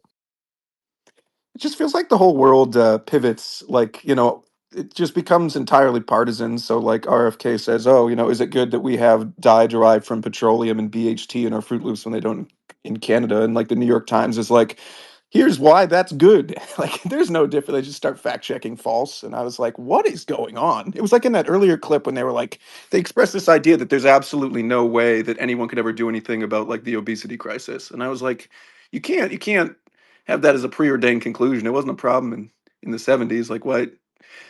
It's a really weird way that people view health and stuff that boils down to being more partisan and proving that they're right than thinking. You have a point, Nicholas. Actually, I remembered this now from the Rank and Yellow clip, and it was just on the side. It was like, "Oh, you want to take away funding from like infectious diseases and put it to chronic disease? Yeah, as if you're going to cure diabetes, and meanwhile you're going to have all this." That. Like, what the fuck was that all about? It's like, okay, so where the dollar should be going. To and your by the way, profession, how they should be divided between your field and another field, which surely, Mr. Expert, that's not, as an expert, you're supposed to be focused on your field. But now you're saying whether he's going to accomplish something in the field other than yours with additional funding. How do you know that? 2/3 of seniors have diabetes or pre-diabetes right now, up from essentially zero in the late 1800s. Like that's weird. Like that can't be. There has to be some sort of answer there. That can't be a completely hopeless thing. That's just but all the answers are not answers we like. So funding lost in that mix. Okay, so you have Jay Bhattacharya going to NIH, and you have RFK Jr. Now, RFK Jr. and Jay Bhattacharya do not agree on the whole spectrum of things that Sam Harris would say make RFK Jr. a crank. Now, he also then at many times caveated that there's a whole host of things that might be able to be tackled that would be positive. And it's like completely ignoring the fact that all the things that he listed have failed to be tackled for decades. Absolute decades. And the idea that anyone he would approve of that wasn't RFK Jr., who didn't have the toxic set of beliefs that he ascribes to RFK Jr. or RFK Jr. actually has, is also the same group of people who would not tackle those very problems that he said he hopes would actually get tackled, which means he's not even evaluating this thing, understanding that there are trade-offs that have to be made whenever you want to approach and tackle certain things in government, that you can't actually just accomplish all of it because you're probably only going to accomplish a small portion of it. So the fact that you have Jay Bhattacharya at NIH probably means that we're not going to have a recurrence of polio again, right? If he's afraid that the polio vaccines are going to go off the market. But that would be more of an FDA thing, though, right? NIH is about research and more of a future-looking thing. I think. But they cross-coordinate and issue guidance. So I mean, they're not going to have a department say that they're not going to have the FDA go polio vaccines are harmful and off the market, and the NIH say nothing. Right? Well, I think the key thing, and I guess the difficult thing for people to perhaps believe, and of course I don't think most people believe, I do believe, I think both Jay and RFK Jr. are operating to try to make the world a better place. Both of them are. And I guess some people don't trust that RFK Jr. is, some people don't trust that Jay is. I do, and I think they should be given the opportunity to prove me wrong. I guess. That's what I look for with people, and whether I think it is a good choice or a bad choice is if they genuinely are trying to operate from a place of integrity to make, at least in these positions, the goal is to make people healthier and to make the world better by improving health. I think both of them are. I think Marty is as well. And I don't, the vitriol directed at them are just from people who are no longer going to be in power, and also that fear that their funding for their stupid experiments might also go away. So I think the reason I like RFK is because I just think that there are so many questions that haven't been asked. Like there was an interview clip I found with Fauci during the AIDS epidemic, and it was like, sure, there are a bunch of different opinions people can have as long as they agree with me. And I like that's been the attitude for so long. And we're at this point where like people will say that it is absolutely insane to even talk about vaccines, and they have no recollection of pandemics and like the narcolepsy that it gave to hundreds of kids in the UK. Like in 2009, it's like not even long ago, and like the idea that we can't even ask any questions at all is the death of science. And so I support even someone that's a little bit cantankerous if it helps push the needle away from abject insanity, if that makes sense. no pun intended. But you also need to, I think the concern with RFK, and I think it's a good concern, is that when presented with data that doesn't necessarily fit into whatever worldview, or it's the confirmation bias we need to be concerned about in all cases. And that's really the true test, is will he go along with stuff that if he doesn't, if it goes against what he's been thinking about or whatever. Well, I think we need to wait and see. Because Fauci didn't have any confirmation bias. No, at all. I know, but I believe RFK, because he's coming from a different position of like being a lawyer, he should be more open to, Fauci fancied himself like a deity among scientists, right? His decades-long mindset is to find a reason that something caused harm in order to sue people. I mean, that's his primary attention, right? Find some explanation that says that this caused harm so that he can sue the manufacturers. That might be concern, right? So we need to. So that's the thing to sort of look for, like, so that there's not overreach, like that there's a mindset that now is to the benefit of all of us, rather than access to grind or like preconceived notions about the way the world is.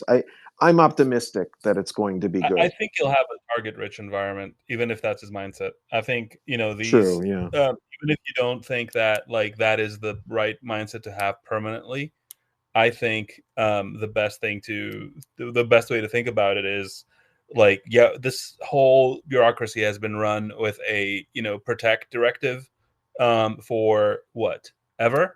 Right? Maybe for 4 years, hopefully, it should be run with a introspective directive and finding things that have caused harm. Agreed. And getting the dirty laundry out, and maybe then we can go back to protect directive. Maybe but it's a different job. He needs to just enter into a job. He has a new job. Right? That's it. Like we all adapt. We're also not hiring his opinions. By exactly. The way, right? We're hiring him for a We're job. Hiring him as a process guy to change the process. So is he gonna demand that the vaccines are gonna have placebo test, proper placebo trials? Probably. Is this gonna be really hard to do in a world where there's like almost all children get vaccinated? Yes. Is that gonna be a problem? Yes. But that is a problem of quote unquote science.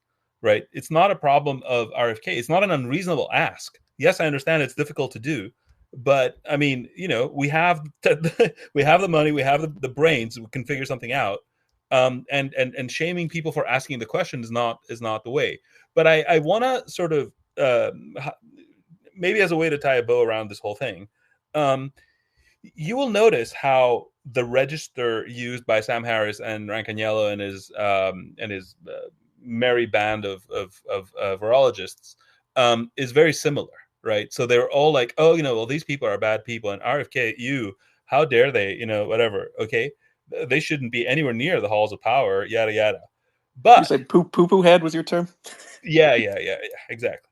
But here's a joke that maybe an audience member might go from Rancaniello's podcast to Sam's podcast. I think they have probably good overlap in their listenership, but they wouldn't know that Sam is very open to a lab origin. So all of a sudden, somebody who is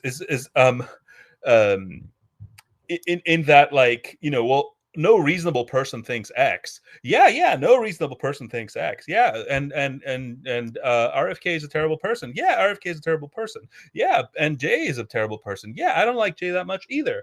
Yeah, because he believes in the lab origin.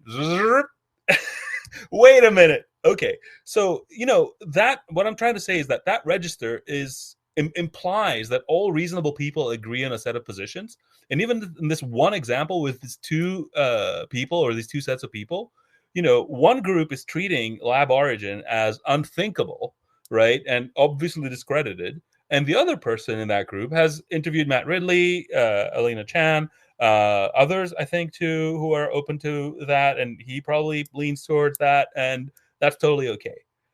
Which is to say, it's all friggin' subjective ultimately, and that whole castle of trust the experts and the educated people. The primary sin that was attributed in that virology podcast is one that Sam also does, while using the exact same register and phraseology to tar other people out of the you're not eating with us table.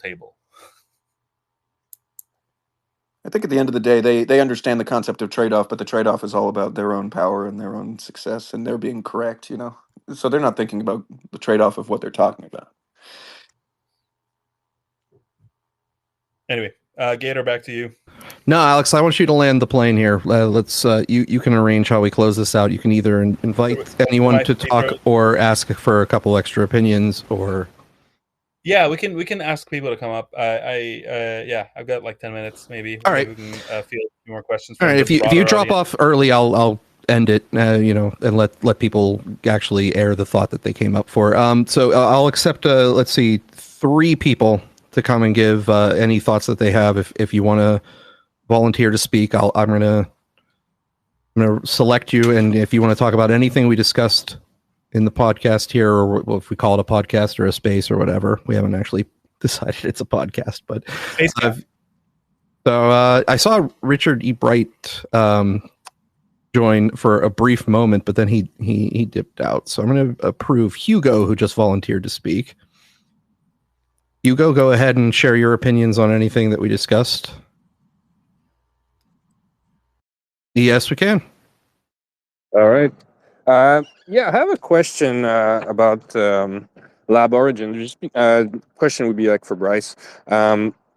So I heard, you might not know, but there's a French biologist, Didier Raoult. He was might not heard about him so much in the States, but he was very critical of the COVID vaccine. Definitely not in the clique you mentioned, but his opinion about the original strain was that there was 2 major change, one in the spike, one in the ribosome, that made the virus go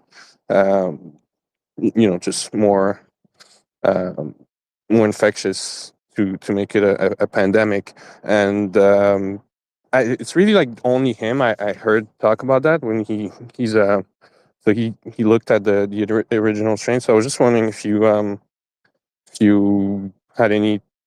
looked at this at all, or if you had any counter arguments, or if you heard anyone talk about that. I guess earlier. Maybe I would direct you. You might want to watch. There was my friend Dana Parrish, who is recently started a podcast that she had Robert Redfield as a guest about a month ago. You should maybe go look at what he was saying about this. I think you're kind of talking about the idea that perhaps SARS-CoV-2 emerged from some type of vaccine research program. Is that what you think? Is that what I'm hearing? No, I was just mentioning he thinks it wasn't from a lab, just because the way it evolved after the original strain was more it was too random for to basically have it designed that way. That's what he says. The original strain. Yeah, was I don't know which scientist is saying this. Some French scientist, just shooting. Yeah, Didier Raoult. Okay, I don't. He's a virologist. Raul is well known for. I think he was the first one to bring up hydroxychloroquine. I think as the Oh, and he's saying it's not a lab origin because of some evolutionary argument. I guess I'm not. I mean, I can't speak to the evolutionary argument piece. I mean, part of the evolutionary. I mean, the ones that are really at the forefront of pushing the COVID cover up are these, evolutionary geneticists, frankly. I mean, it seems like this is a field where you can kind of just BS around and use algorithmic models to say whatever the hell you want. I mean, I guess that's my pithy comment there, but I will say I don't know what comments he's saying. I am not qualified to comment on the evolutionary trajectory of the virus. Everything the reason I think it's from a lab is because it's consistent with research that's been ongoing, research programs in the US and then, outsourced, as I say, to China that were directed at manipulating viruses in this manner to produce things like this. So the evolutionary arguments, I'm not qualified to say anything about that, but. Okay. Yeah, I just thought it was an interesting because I was kind of listening to him a lot during the pandemic, and I just find it even more interesting when someone he was attacked just the same way as the scientists were attacked. So he's not in the part where he wants to take sides in that matter. But I just thought it was interesting. I haven't heard even from the natural origin side even mention that from the original side. Well, original, Sunetra Gupta might have made this argument too, because she has a strange position where she has said that all of the papers pointing to a wet market are just laughably horrible, but she thinks it still came from nature, perhaps even based on a similar argument. So he may not be completely alone in terms of thinking like this.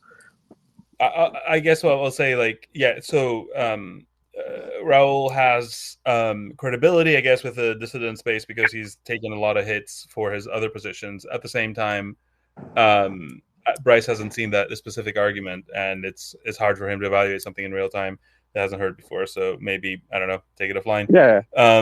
But I will say, Bryce, you kind of triggered me in terms of what you said about the whole, the evolutionary arguments, because I got really creeped out when I saw the whole story about how HIV was said to have crossed from apes to humans, and there was a case that there was some sort of human